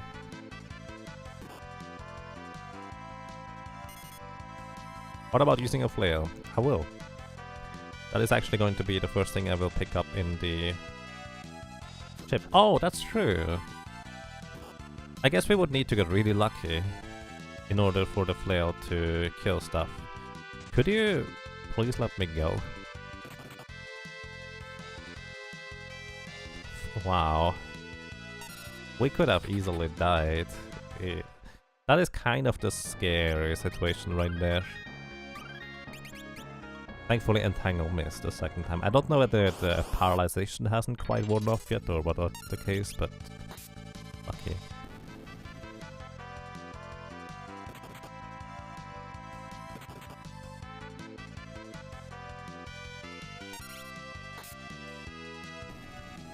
Yes, very lucky Time Mage. When is the Geomancer run, aka RNG run? Well, as soon as people vote for it, and it becomes the most, well, acquires the most votes. Yeah, I mean, Dancer was a lot of RNG, but so is Geomancer. But unfortunately for the little Geomancer, Dance works in every situation, pretty much. And it works against every boss. The terrain ability of Geomancer does not necessarily. Well, that's nice, Anonicus. Maybe eventually people go for Geomancer. But yes, Geomancer is going to be a pretty difficult run in a lot of aspects. Where do you vote? Exclamation mark SSCC. Thank you, Kablu Crips. Right there. But yeah, what about using a flail? That is actually a good question. I don't remember the stats of a flail, but let's see. Flail. Flail has an attack of 16. So let's go back to the calculator real quick, because we can. Another elixir! What is this? Oh my goodness. Wow. Let's go to the calculator real quick. So, for all intents and purposes, a flail is actually an axe. Flail has 16 attack and a 30% chance to miss. But hey, maybe it could still be interesting regardless. We don't get any agility, do we? No, we don't. So 16 attack with a flail. At level 18, our highest damage we could deal with a flail is 105. So, in order to deal more than 150 damage, or possibly more than 150 damage, we would have to level up to level 35. But yeah, flail unfortunately does not really cut it for disposing of Nagisa either before she calls Forza. Well, I mean, if you want to grind enough, eventually we'll get that too. But that is kind of silly. The biggest advantage of the flail is that you can sit in the back row and only take half damage from physical attacks. You thought it was 120 damage at level 20?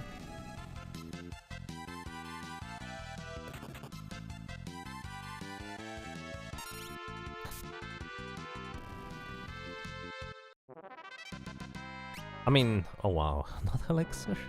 Why? I'm not sure I understand. How would it be... I might have a mistake in my calculation there, but I don't think it is.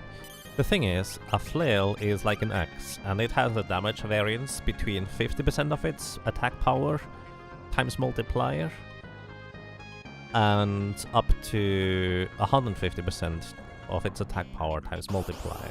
Or modifier, I guess. Modifier, multiplier, same thing.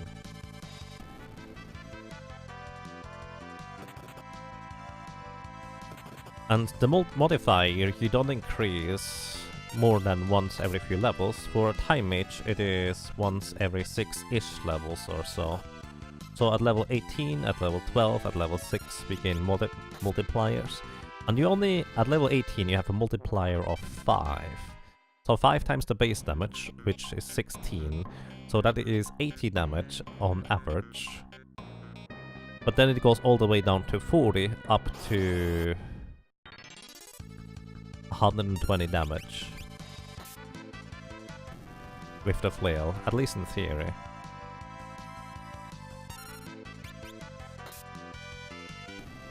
Which my spreadsheet does not actually reflect, so I wonder whether I have an error in my formula or whether I'm forgetting something. And yes, flail does have a defense reduction effect. As I said, for all intents and purposes, it's an axe. It pierces 3/4 of the enemy defense. Oh, that's why. Right, I currently have Atmos with his 14 defense in there. There we go. There we go, alright, and now the numbers make more sense actually. You were right, I was wrong in terms of how that ended up looking. Just kind of another look at it. I forgot that I still had Atmos set here as the monster with the defense. But actually, you need to still reach about level 30 in order to deal more than 150 damage per attack. That is really mainly because we don't have particularly much strength. Only 22.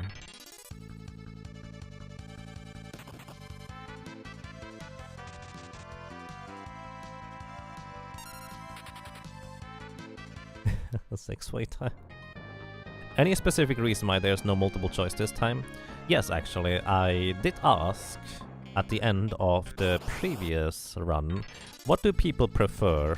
Multiple choices or single choice? And I didn't see a single person mention that they prefer multiple choices of selections over just one. So I just went ahead and went with with one choice each time as well. Yeah, that's okay.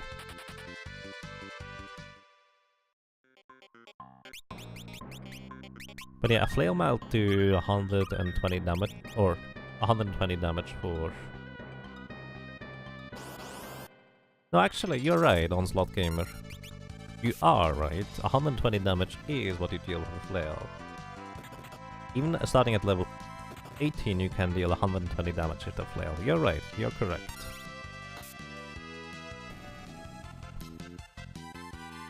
Thank you for the heads up, by the way.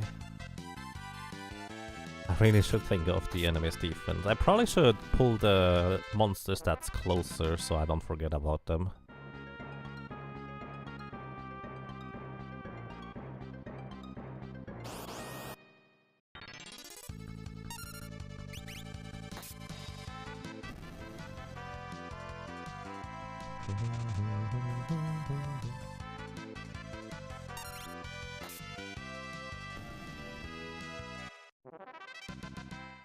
Let's see, how much more experience do we need? Oops, not you. 449, so we're actually surprisingly close already to the goal level of level 14. And we have so many elixirs. I could actually go to the top level to get slightly more experience on average on encounter. But more elixirs are always good, I feel.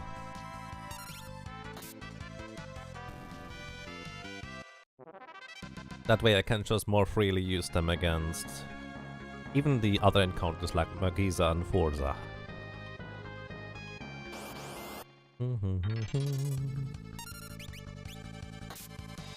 Kill the white snake first.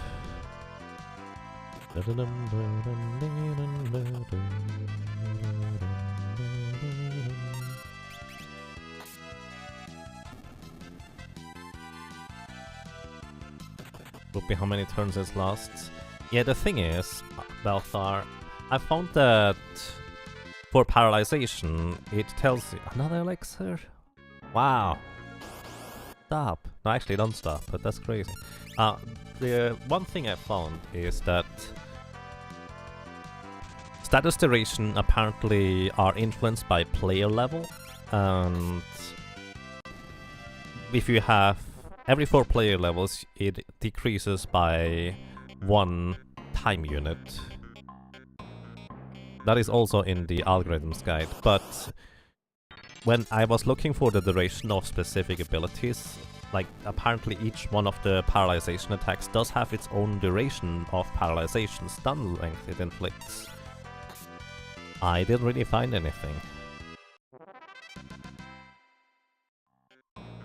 Don't complain about elixir, you might not see it again. That's true. I'm not complaining, I'm just a bit shocked here.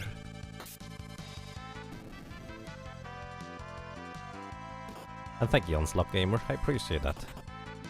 I'm pretty happy that we have quite a few people who just go, oh yeah, but there's this one. Hey, me have done this song a little bit differently or wrong. Hey, did you consider that? I love when people just kind of go, right, that's true. Because this is not a blind playthrough. I do appreciate your backseat gaming. If you would like to call it that, I like to just call it thinking along and helping out, because really, those solo character challenges are a puzzle. And if you'd like to play along the puzzle, I'm okay with this.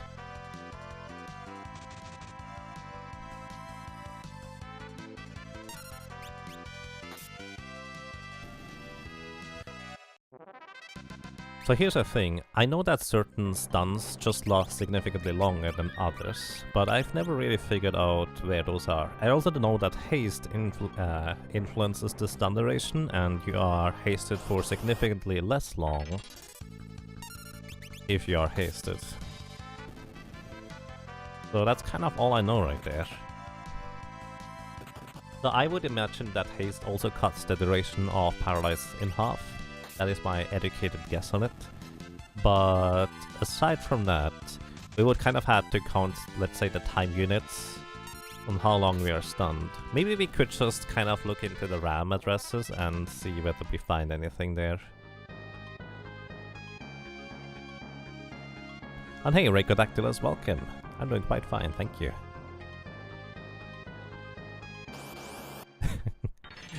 Time Mage is actually going crazy good in terms of elixirs, because we just have way more than usual already. So thank you, I hope you're doing well. But yeah, that's kind of... So far, the algorithms guide has so much amazing information, so much detail, but that's just the one thing it seems to not include. A list of how long the paralyze ability lasts. If it's an attack. Or I just didn't find it in the correct place. Like maybe I should search for status duration or so. Or just duration, and then we might be able to find it somewhere in there.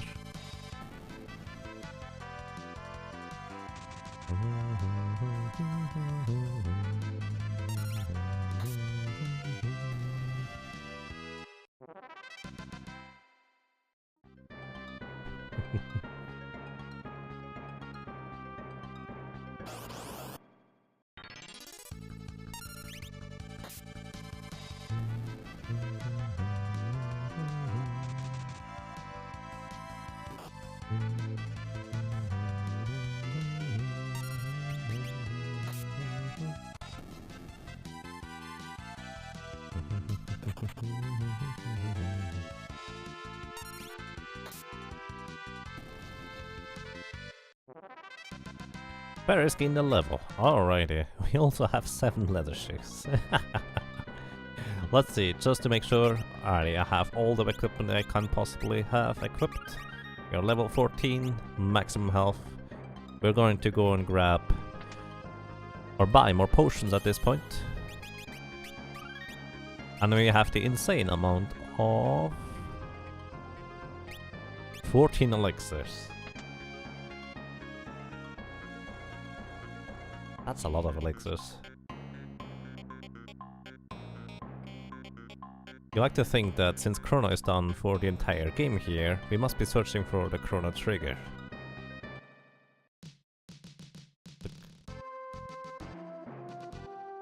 Chrono Trigger. The fun fact, I don't actually know the exact story of Chrono Trigger. I have yet to play through the entire game myself.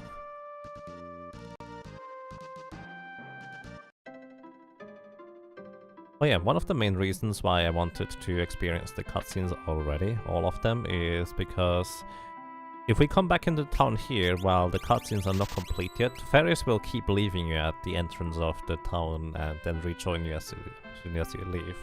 It's a bit annoying. And I thought I would have to come back here more frequently for potions, but that was not the case. Oopsie.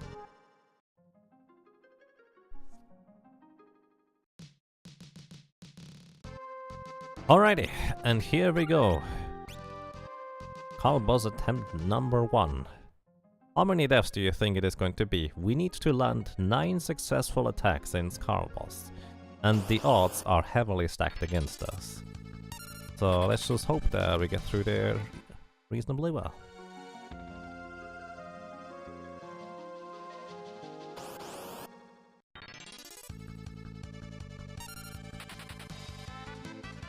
That should be remedied.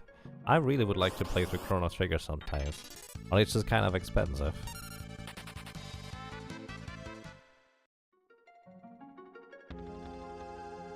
Remless with the 0 deaths. Onslaught Gamers has 1 death.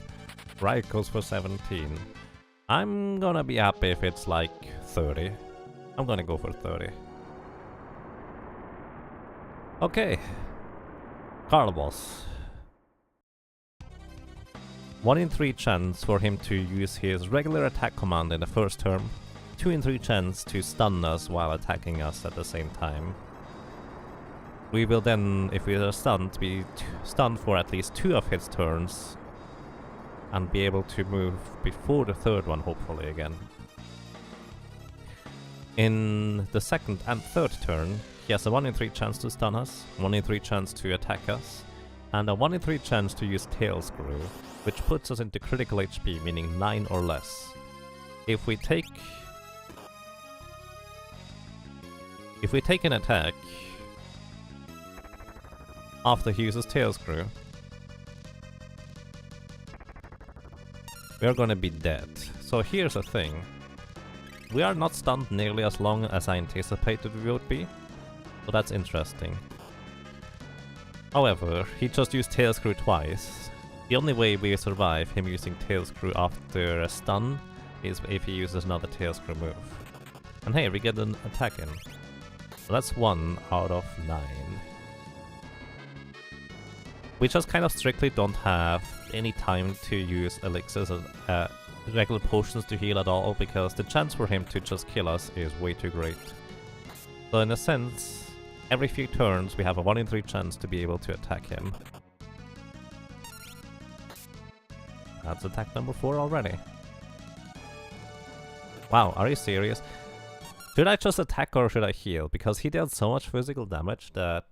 Let's see, if he stuns us and attacks us, we're gonna be dead regardless as well. Right? No, he would... As long as he survived 3 attacks, we should just go for the attack. Just as heal. I say we should go for the attack. Heal might be a good choice, but this is the 5th attack already. Ah, okay. We're healing then. I think as long as we survive 3 attacks, we should go for attacks. Wow, this guy. That is attack number 5.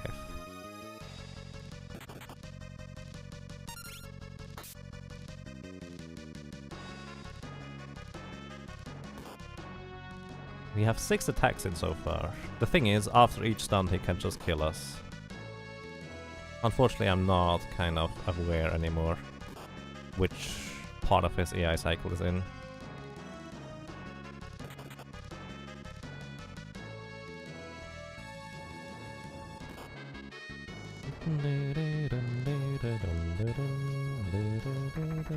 The only way we survive if he uses a tail screw a second time, which he can only do if he's in the correct part of his AI cycle, and it's a 1 in 3 chance on top of that. Alrighty, 1. Yeah, the chance for us to succeed is really not good. So I'm not surprised. I'm surprised we got in so many attacks in the first try. That's kind of the one thing. We still need the 3 more attacks in order to kill him, by the way. For reference, he has 650 HP. We will always kill him in 9 attacks. If we want to kill him in less than 9 attacks, we would need to level up to level 23 or 24. If we were level 24, we would have actually killed him right there, interestingly enough. Oh, by the way, there is a chance that we resist Tail Screw as an attack. Because it's on one hand not 100% accurate, on the other hand we are 9 levels higher than Carlboss, and that is essentially 9% chance to resist Tail Screw. So a Tail Screw after a stun is not necessarily a death sentence, just usually it is.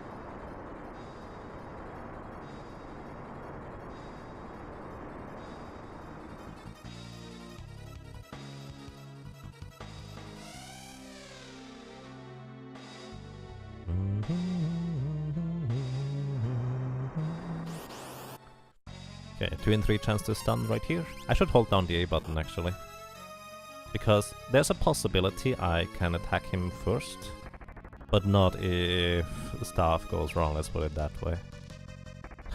2 tail screws in a row. Are we doing that again? The only way we survive after he uses tail screw after his stun is he uses the tail screw again. That's kind of silly though.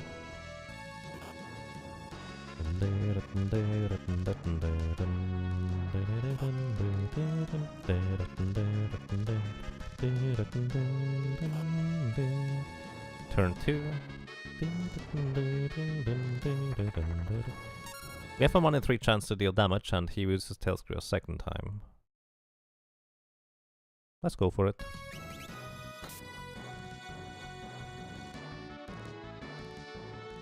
Nope, alrighty. But here's the thing, in order for me to get any real damage in, I feel like I want to take risks. Calculated risks, but risks nonetheless, in order to deal any damage, because we were already 2 elixirs in, and essentially back to square 1 as if we just started a fight.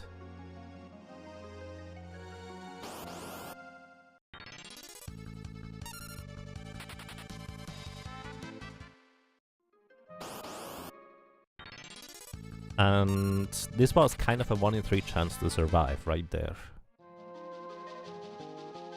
And the better it is for me to take risks early on and try to play it more safe a bit later. Although there's not really much of a saying, because playing safe, what does that even mean in this kind of circumstance? Considering that anytime he attacks me, he does have the potential to just outright kill me. Because he can just stun lock me until I'm dead, because he has too many turns before I get another turn, or alternatively he can stun, tail screw and then attack me and I'm dead anyways. So in a sense, playing safe is a balance between healing and attacking whenever you get the opportunity, and it's not always necessarily obvious which one you should choose. I expect this to take a long time, by the way, until we get past this guy. We will also still have Summoner that will have a similar problem. Because Summoner doesn't get any spells until you... Well, actually the same time you get spells for the Time Mage, for that matter.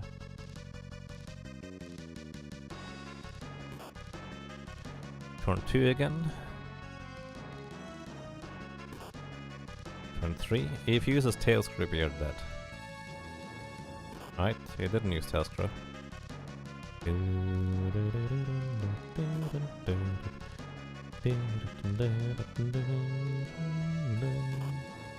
Turn 3 again. Tail screw, we are survived. Actually, we survived 2 out of 3 times. But the next turn is a guaranteed attack. Either attack with no stun or attack with a stun. So I always would have to heal here. Turn 2. This is turn 3 now. And the same deal. I have to heal here. There is no way around this, because there's never going to be a way where I will survive his next turn if I'm at this low HP. Unfortunately.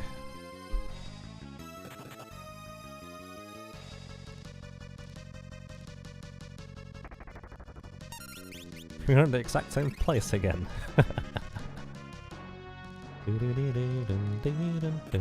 Hey, we actually get to attack for once. 1 attack of 3 elixirs.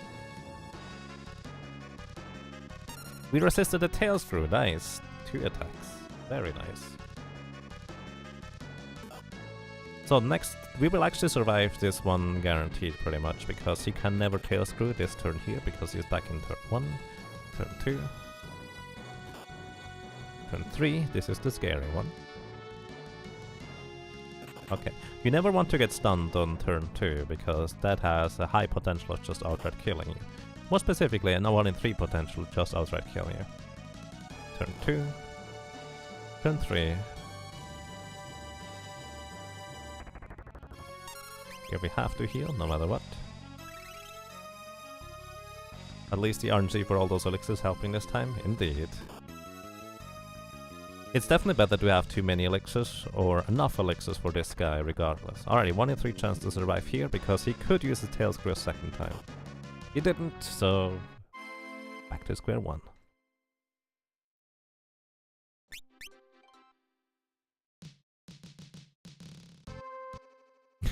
Karn is the name of a relative of mine, and he's a boss, so yeah.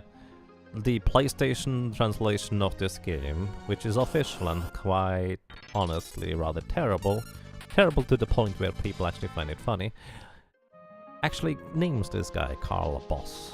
Like Carl Boss. Space between. Kind of silly.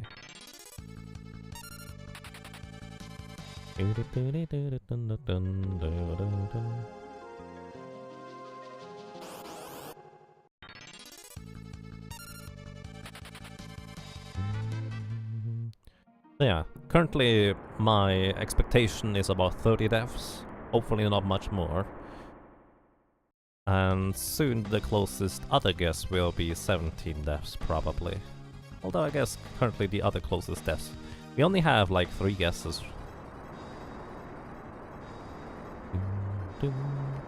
You don't get anything to win, it's just...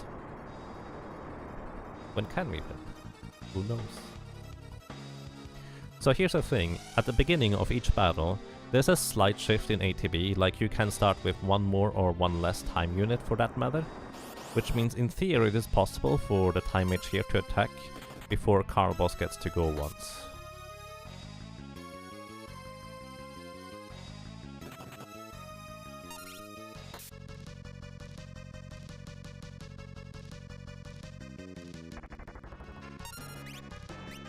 You guess more than White Mage?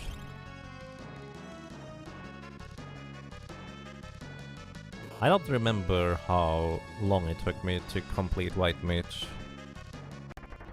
We need another tail screw here? It's possible, but oh well. Nope.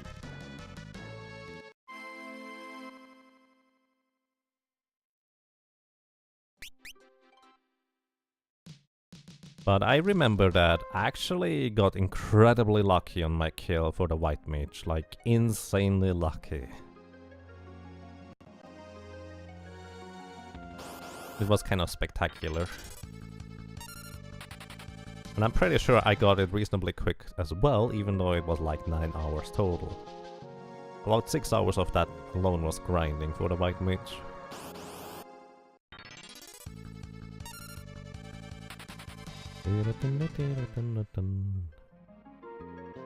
But just kind of as a heads up, whenever you get into trouble with octopus or krakens or stuff like that invading your boat, just run to the other side of the boat. It'll be fine. No problem.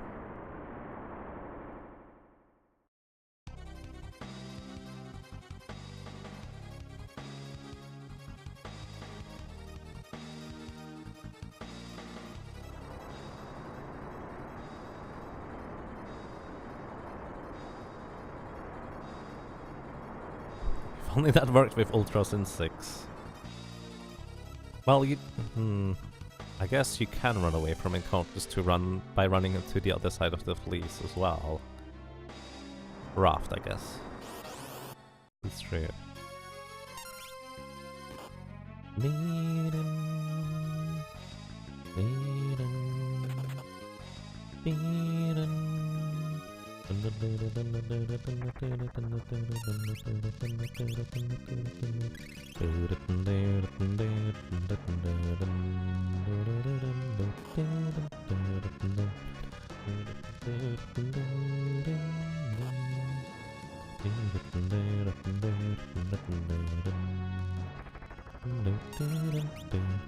Fun fact, you can actually pretty much play this encounter blind, because all of his attacks have very distinct sound effects. That was a stun. The attack is more of a... And that's a tail screw. 1 in 3 chance to survive the next turn. And we didn't. This battle is off to a grand start. That's how it is normally. Or most of the time, I dare to say. Because 2 out of 3 times he will stun you. That's just how it is in turn 1. Which is also why the odds are so heavily stacked against you. The funny thing is, I feel like if we just ignore Carl Boss, some of the characters will have a drastically different death count compared to other characters later on, if we want to just compare them. That one was pretty rude. Yeah. I feel like the rudest one is when he never uses tail screw, but he just continuously stuns you and kills you that way. What's the chance to negate tail screw? It seems quite rare. Let's actually calculate this real quick. Let's see. Tail screw. Alright, tail screw has a 99% chance to hit as a baseline. Carl Boss is level 5, we are level 14. So that's a 9 level difference, so we gain a 9% advantage on that. So it's a 90% chance for tail screw to land, assuming that we don't have any magic evasion, because I don't think leather equipment gives you any magic evasion. Let's see. Leather helmet, no magic evasion. Leather clothes, no magic evasion. Leather shoes, no magic evasion. So yeah, no, we have exactly a 10% chance to resist tail screw. That's not a particularly great chance.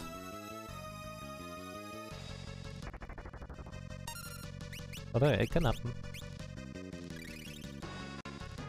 One of the most awesome things is if you can wear a shield with your class. The leather shield is surprisingly good with a 10% chance to block, because you can block the physical attacks here. I think we are dead. I actually didn't pay attention which turn we are in.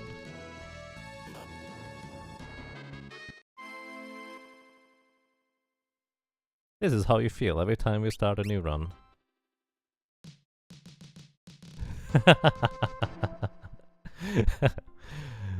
Nice. I like it. The big wall of Carl Boss. And you have to break it down somehow. You know, it would be nice if we could just go for its neck or something like that in order to take it out. Speaking of which, I kind of still have to watch the rest of that series. But yeah, it's true. For a lot of characters, Carl Boss is just, well, let's hope and pray, and we run against it repeatedly. Of the top classes that normally have or are at the Wind Crystal, let's see, the possible jobs that you start from the Wind Crystal are Freelancer, White Mage, Thief, Black Mage, Blue Mage, Knight,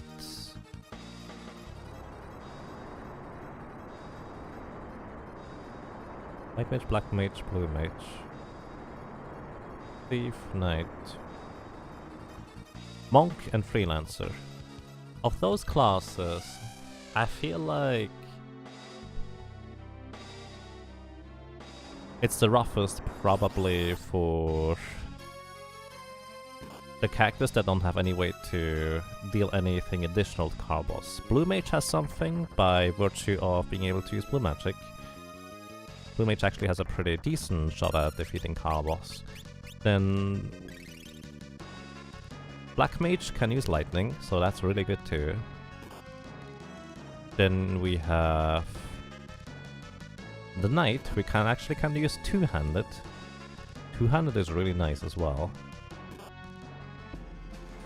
Then we have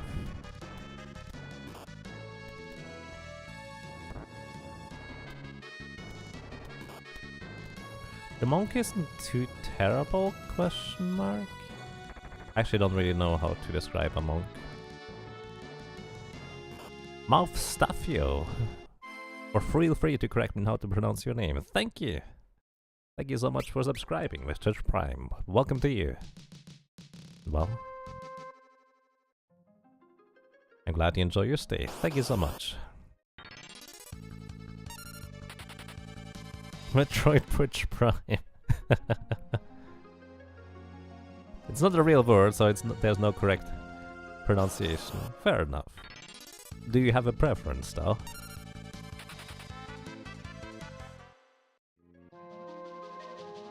I might just call you Mouse. I like mice. Fair enough. Alright, thank you, Mouse. I appreciate that. Attack from the back! Hello! One of the downsides of playing Fairies, you actually can get back attacked and attacked for that matter. If you run Butts, those guys will never attack you. Because for some reason they only ever attack Fairies and Lena.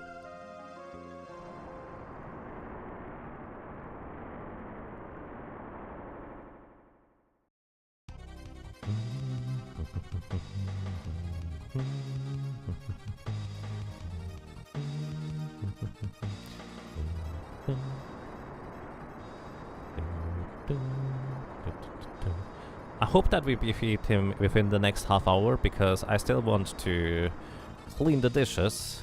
I've been just kind of shoving that off for a while, but I should do that before, well, let's say the next hour is up.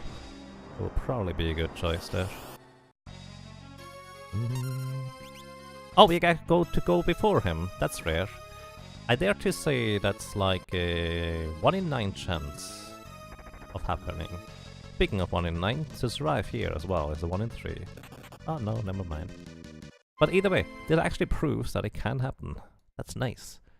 The thing is, Carl-Boss is 1 speed faster than we are, which means in order for Carl-Boss to go after us, he has to get a negative to his initiative on the ATB, -1, and we have to get a +1. That way we literally just switch places. I think if we get the other way around, as in if we are even, he is going to get the advantage probably.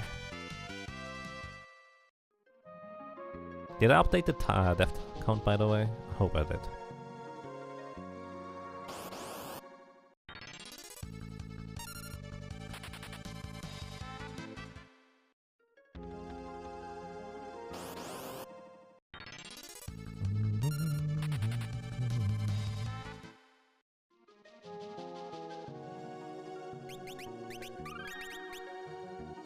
He didn't like you attacking first. Nope.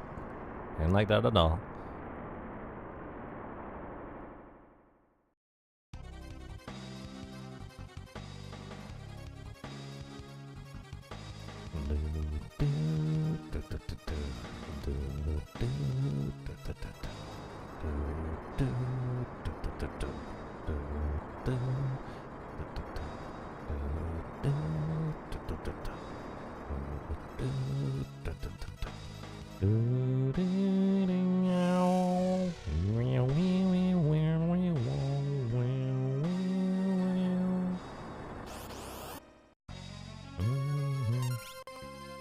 We get an attack in.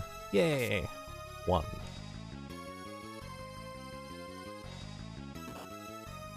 And that's it.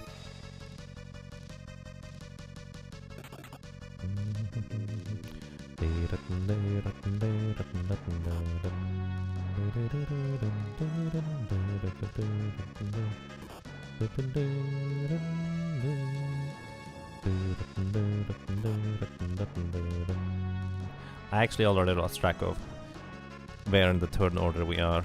That's kind of the problem of doing attempts repeatedly like that. Eventually, I'm just kind of getting distracted by thinking about other things.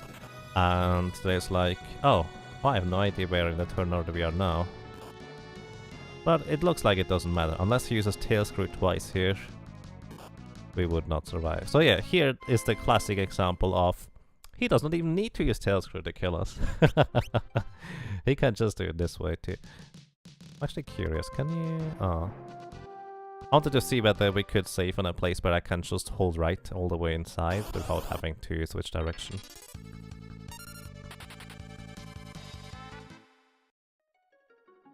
Oh goodness, Ryok, please do you go get some sleep. Sleep well, Ryok. Thank you for dropping by and have a good night. You need to go to bed. Well then, I wish you a good night as well, Jazz. Rest well and sleep well.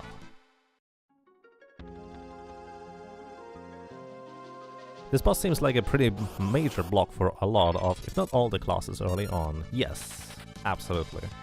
Definitely not all of them. There is a various amounts of classes who, if not being favored, at least they have a good shot at getting past this guy. Because they might just have inherently really powerful abilities. Like the Necromancer last time essentially had a 1 in 4 chance to one-shot this guy. Worst case scenario, he would need 3 attacks in order to kill him if we get 3 Raji forms. On average it would be 2 attacks in order to kill that guy. Well, I guess technically there could be even worst case scenario. With like 5 skeleton dragons that do very little damage. I mean, you probably still need sleep, don't you?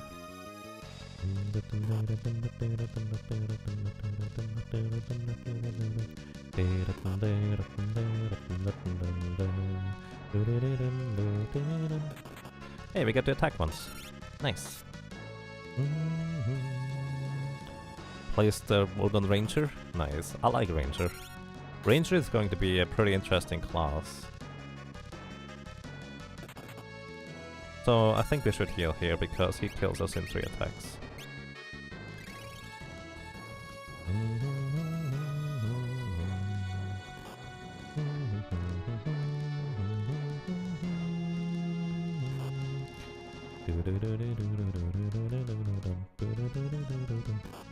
I would say good thing I healed, but I don't know whether that matters yet.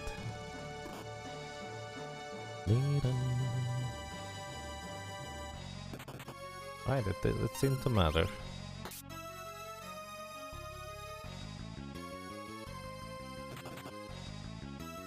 Let's go for it. Basic gameplay question. Is there a class meta for this game that a player who wanted to play it right would always do?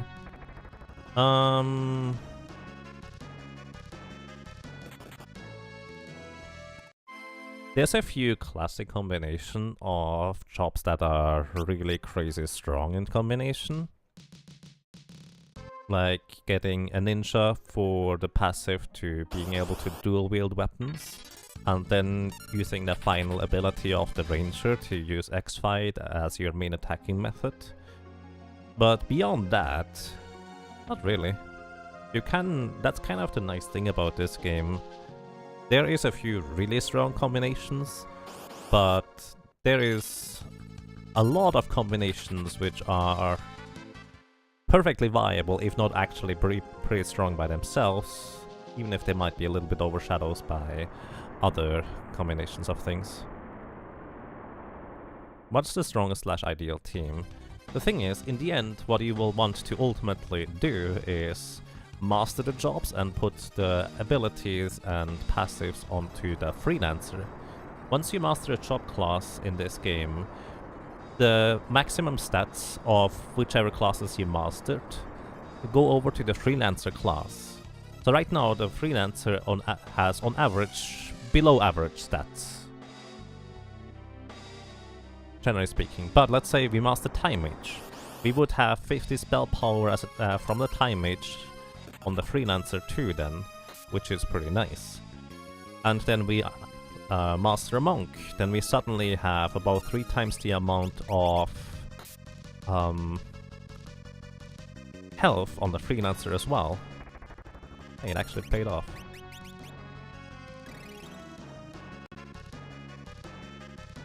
And also, if you master certain classes, let's say the samurai, you will get their passive bonuses too on the freelancer. Samurai has a passive bonus where you have a chance to dodge physical attacks, which is pretty sweet actually. And then the thief has a passive bonus where you can no longer be back attacked, which is really nice too. The ninja has a passive bonus where you have an increased chance of what's the word? Preemptive attacks. Unfortunate. Freelance is actually insane with the proper investment, yeah. Really, if you just want to have the highest attacks on average for the freelancer, what you want to do is you want to have magic power for summoner, summoner for magic power, you want to have monk or berserker for vitality, you want to master thief for agility, although Mystic Knight and Ninja actually not far off.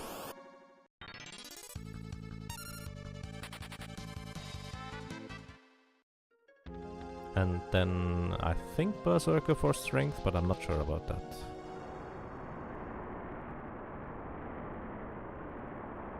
And yeah, what Eremlis says, that's kind of the nice thing.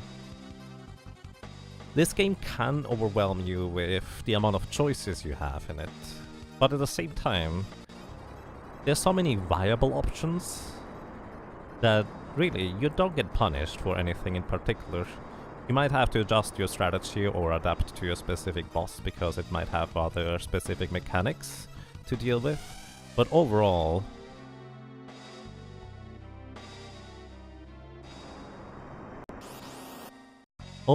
that's the nice thing about this game. There's so many viable ways and strategies to do things, and so few strategies that are not viable for that matter.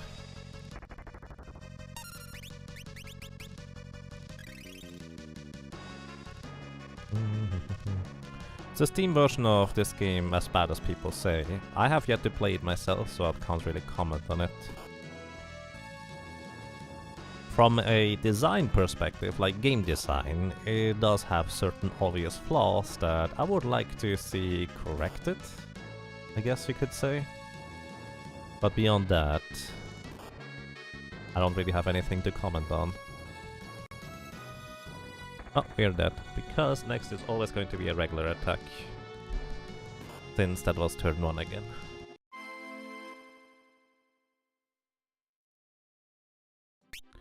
The enemy sprites actually look really nice on the Steam version. The cactus sprites I'm personally not a fan of, but it's whatever. I don't really know anything about the music for the Steam version. My main problem with the Steam version is really that the interface is just... it looks horrible in my opinion. Which was also a bit of a problem for Final Fantasy IX on Steam. Like, everything else was fine, but just the combat UI... it's not a good combat UI. Because they took it straight from the mobile port, pretty much, and didn't really adjust anything about it. The buttons are way too large, the text on it is too small. You can do so much better. I'm not even a particularly good UI designer, but there's a few things I would definitely want to change up on that.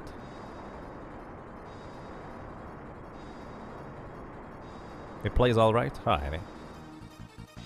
The biggest pet peeve I have about the Steam Final Fantasy V, unless they patched that by now, which I don't know, is that essentially the quality of textures is definitely not the same across the board. Like, there's clear-cut differences. Like, somebody who was just really enthusiastic and making the greatest fan game in Game Maker ever had created this, but didn't really know anything about texture, quality and resolution, and just kind of mished and mashed together stuff as best as they could. That's kind of how the look of the game feels.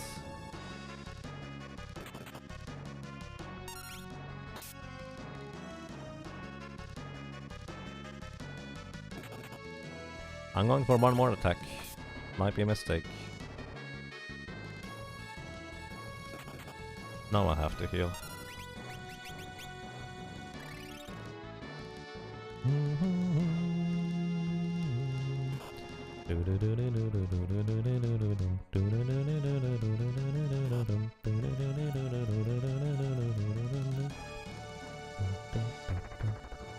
Unfortunately, I don't know where we are in the AI script, so I don't know that he could use a tail screw again or not.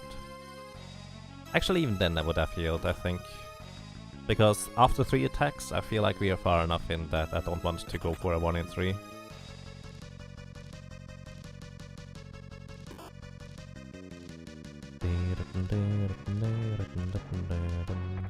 Oh, and now he has to use a tail screw this turn, otherwise we're dead. Goodbye. Poor Time Mage has to wear a dunce cap. Yeah, you know, Time Mage is not in the happiest position if you think about it, because there is no magic for him here at all, so they feel like he is supposed to be a magic user, but he's just, or she is completely useless in using magic because they can't learn any magic. So what are you useful for in the first place? And so they just give the Time Mage a dunce cap. Until they learn that a useless Time Mage is one of the most insanely powerful buff and debuff classes. There's a mod for the Steam version that improves the character sprites. That's nice. It's just unfortunate that it always has to be mods in recent history to improve on those flaws, honestly.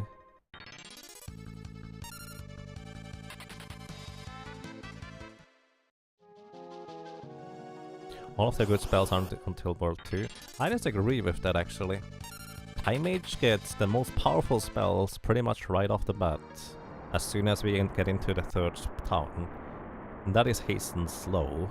Even though we don't get any offensive spells directly, those are just insanely crazy good.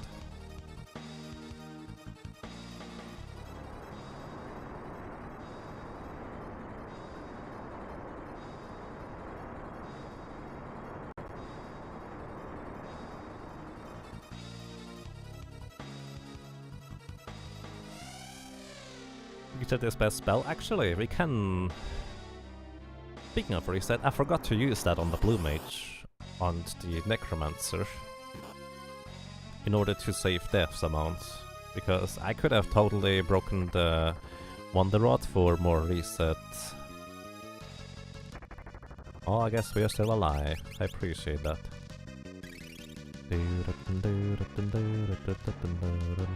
Now Haste is level 1. And slow as well, which is the crazy thing about them.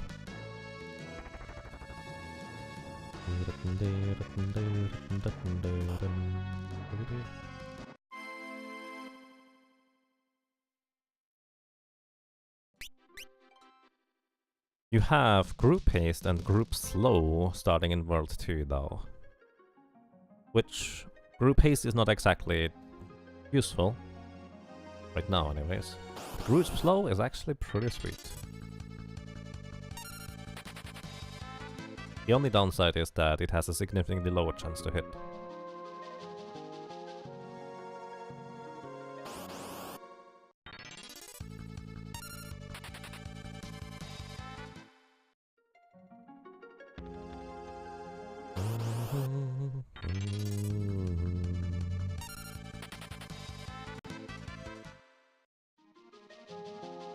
Do I think this run here will have a high def count? Not really after Carl boss, honestly. Siren might give us a few more deaths. Magi's Enforcer might be annoying, but I could just break the Ice Rod. But as soon as we get our first set of spells, we will probably have very, very few deaths. Probably less than most other characters for that matter. And yes, Onslaught Gamer, it's true. It was looking really good with the RNG, but now we are on the other side of that mountain. Good night, Jazz. Thank you for dropping by and sleep well.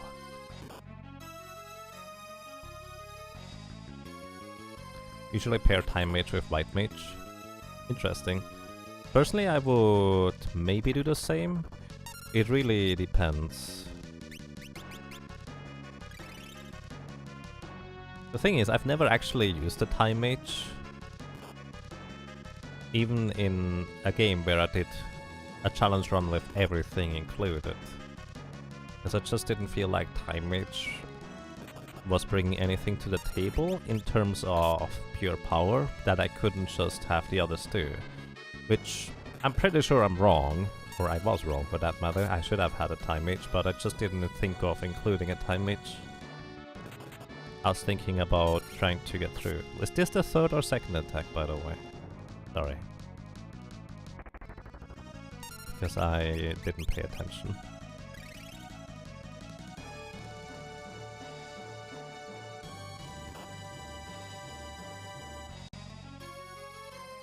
Time Mage, Flat Dunce Cap. This is futuristic fashion. Yeah, kind of like Back to the Future, isn't it? At least I know now where we are in the AI script. Back at turn 1.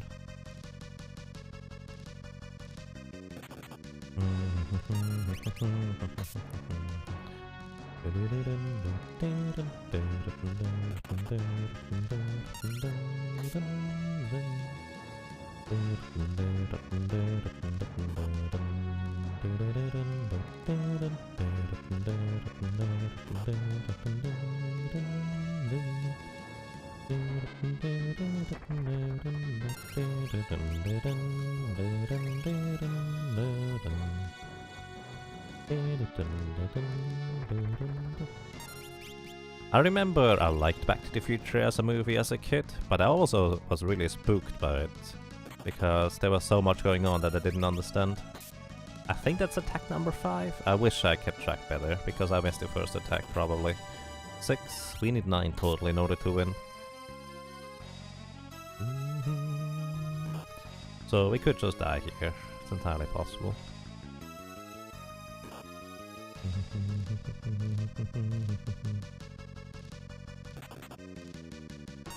Seven.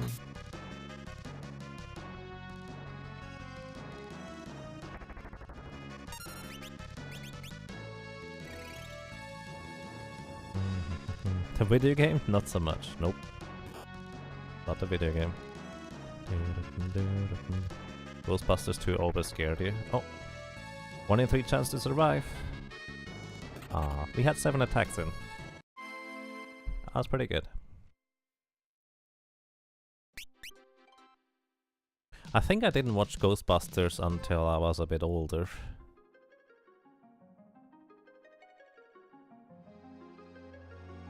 But yeah. PSROP in the Back to the Future video game. One-shot you. I've never played it. There's a multiple Back to the Future video games, isn't there? I do not think any of them are particularly good. Wait, I've played one in Kusa Grande recently-ish, haven't I? And I dare to say that one certainly wasn't all that great. That one was silly.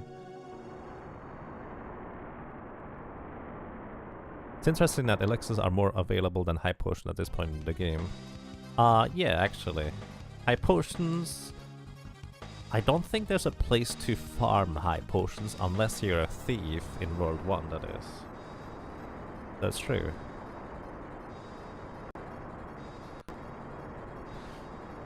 So, I'm going to go for 20 deaths and then I need to take a short break.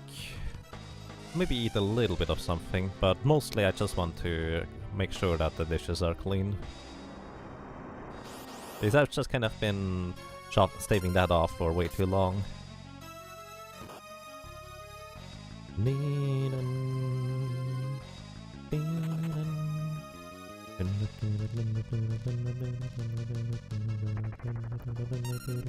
Always have to heal here.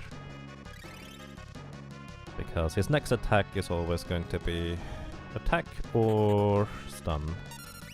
I always prefer attack. Could he just do nothing but attacks? That would be great. Oh wow, that works too. Only the second time we've seen him miss a tail screw attack.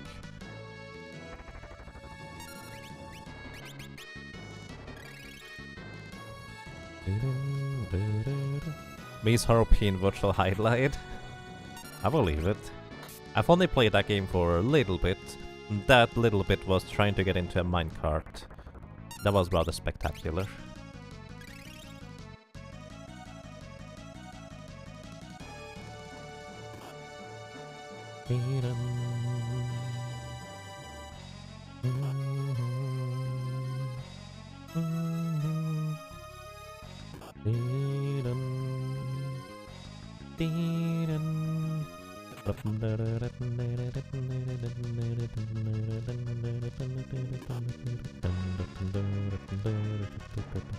There's also various Final Fantasy beats with Final Sting. I don't know that one, to be honest.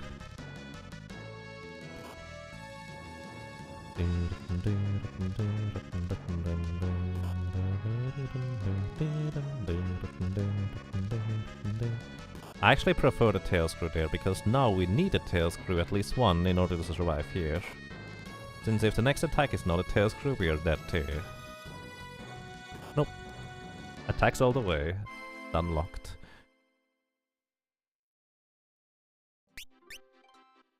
Just enough to get you hoping. Yep. As I said, that's kind of the rudest pattern he can give you, when he just decides to stun lock you until you're dead, and your HP runs out rather than him using the tail screw move. Did I watch the GDQ virtual highlight run? I do believe I have. I've also sat on the couch for the RPG Limit Break virtual highlight run. It was just legendary. Legend of Legaia had some B-boss available from the beginning of the game that it couldn't beat until 2/3 of the way through. Interesting. Like, was it literally impossible, or could you in theory have grinded enough to beat it? Suicide attack that Lucio deals its max HP and damage. Oh, I see. A reference to actual BSBs.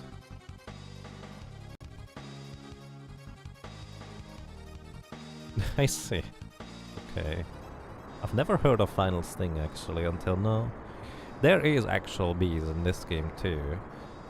But the most annoying thing they do is that they either silence you or they blind you. They're called silent bees, by the way.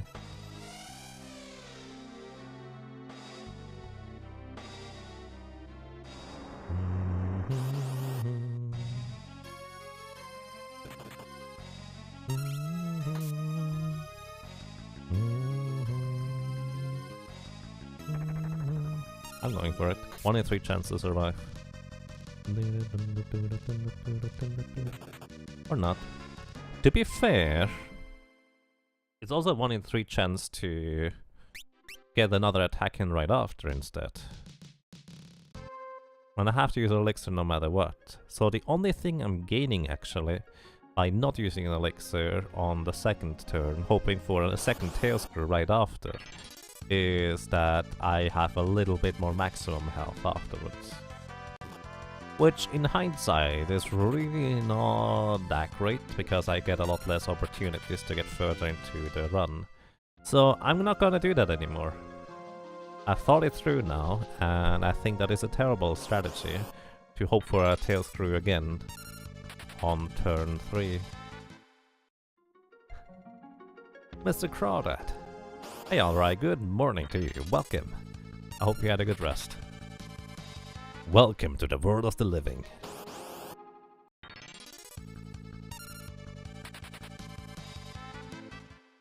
Welcome to D&D world. Wait.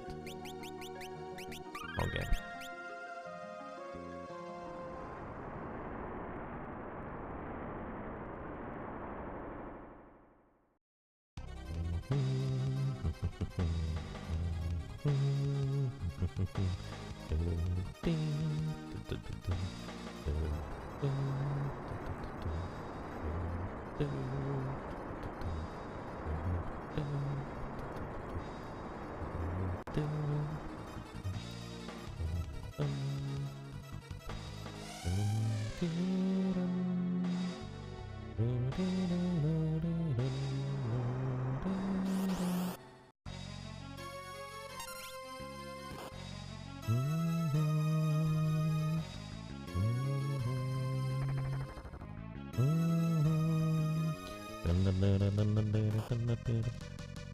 The classic. You know, if the boss fight is shorter than the cutscene leading up to it, you know there's something wrong with it. And that something wrong is that I don't have an entire party to deal with this guy. Yeah, Carboss is really a boss that was not designed. That was probably specifically designed for you to learn, oh, you probably want to help each other by healing each other in case that's necessary.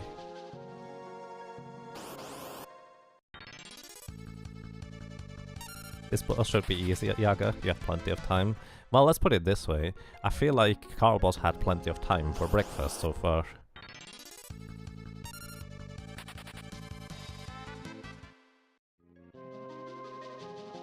But it's actually kind of fitting for a Time Mage to be resetting time over and over again, restarting from the same scenario until he succeeds.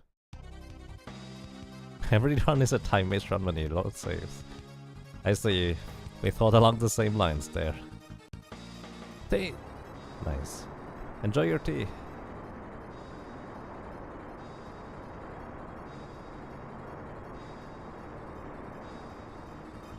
Yeah, we could level up to level 23.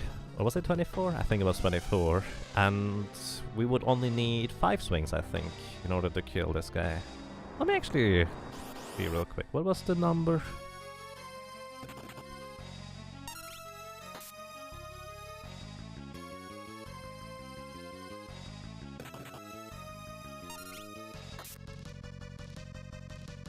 We need...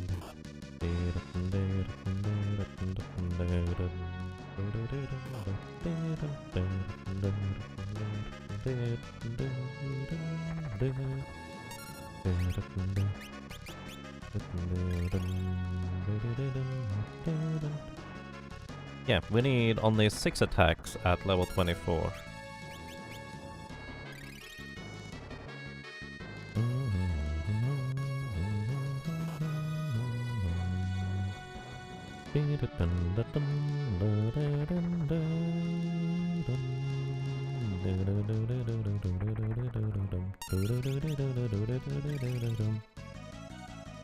All you need to do is have a good time. Or something like that. Does Time Mage just not have spells or abilities yet? Yes, precisely. Time Mage is not usually available until the second crystal, so the Time Mage spells are, well, just not before that, because there's not really much of a reason for Time Mage spells to be available before that, essentially.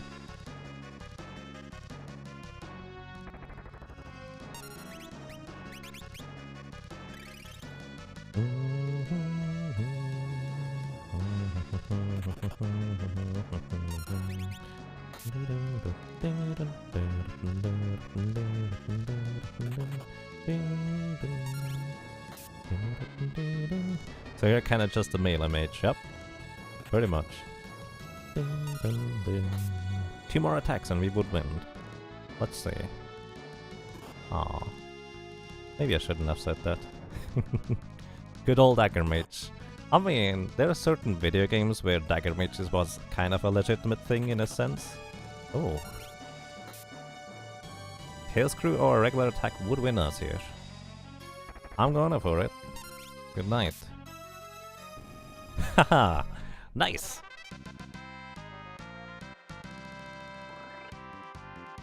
This would have been horrible if I miscalculated. Actually, I didn't calculate at all, I just count hits. And the way I counted hits, because I'm horrible at counting, is I literally just held up the fingers on my side. And when I knew that it wasn't 3, it must have been 8. because I was holding up 3 fingers and she was like, I should just go for it. Your reward? Cleaning dishes. That's true, isn't it? Yeah, my reward is cleaning dishes. Either way, we made it past Car Boss, 18 deaths. I do believe we had somebody guess 17 deaths. And that was really close right there. I'm pretty happy with this actually. I expected like 30 or so. I'm okay with this. It's all downhill now, almost. Siren is still going to be a bit of a piece of work. She has a 1 in 3 chance to slow us every time she has her first turn in human form, and slow might just kind of be a death sentence if we get hit by it. But at the same time, that's significantly lower chance than anything else. So, now the frame drops. What I'm gonna do is I will be getting up to the save point in order to make sure I save before I do anything else. Then I'm gonna take a short break in order to clean the dishes. Yay! Also, I might switch Twitch server because right now I keep having frame drops, which is less than ideal. So I want to see whether if I specifically choose a Twitch server, whether that's gonna be better, because I believe I had that trouble last time already. It's 18 deaths if you include Sildra. I mean, it was 18. 19 if you include Sildra. Poor little Sildra. No better reward than a clean sink. I'm not sure about no better reward, but it's nice if you're done. I do agree with that idea. So, Melee Mage, boss number 1, well, real boss number 1, successful. Also, before we get to the save point, we actually get to go into the back row, because as a Time Mage, you have the unusual property of being able to equip staves, and a flail does, as a matter of fact, count as a staff. So this has only 2 more attack. And for that matter, it actually does less damage right now than a dagger. But we can sit in the back row and still deal full damage. The reason why it does less damage than the dagger is because we do not benefit from the agility buff from the dagger. So it's not great, but it's okay. Bonk. Plus, the flail has a 30% chance to miss, plus the damage variance is 50% in each direction. I don't like the weapon as a flail. I did that the wrong way around. I don't like the flail as a weapon. But at the same time, it is actually better than the dagger for safety. And there's not really that much of a risk right now. Just picking up things in order to sell later, probably. Flail has an interesting sound effect. That's probably the best thing about the flail.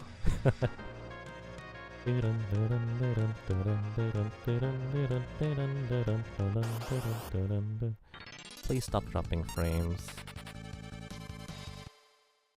I mean, you're not really missing anything interesting right now, but the frame drops are still not pleasant. 990 gil in that chest over there. There's a phoenix down up there. I feel like it's not necessary to get it.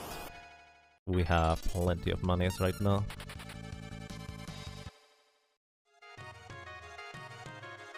Would a missed attack count as a flail fail?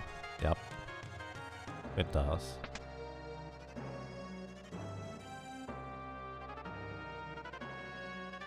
Memories of playing this game on an emulator that didn't support transparency. You had to do this section blind. Oh god. Wow. That's pretty extreme. By the way, Lena goes into this room over there, where there's a save point, and she doesn't even save for us. Man.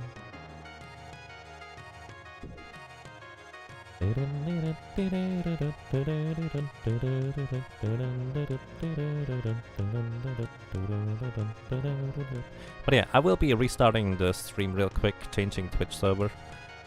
Hoping that it's gonna be better afterwards without the frame drops. And we'll see.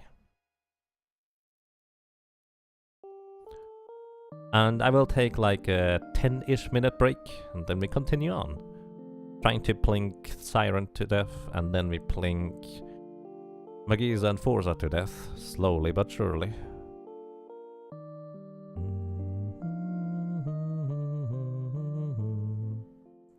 Flail just adding RNG to your run, because who doesn't want that? Yeah, but on average we survive more, because we're in the back row, so that's nice. Oh, those frame drops are real extreme right now.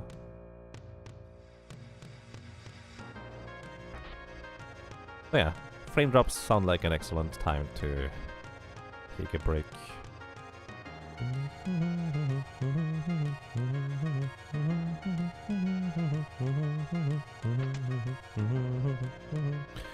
So, save point reached. Save point finally saved. 2 hours 47 minutes. About an hour on call boss, that sounds pretty good to me. Okay, be right back. I'm gonna restart the stream, switch Twitch server, and then subsequently take a break. Be right back, guys. Thank you very much for watching, for listening, and for lurking. Make sure you stay hydrated too. And yeah, be right back.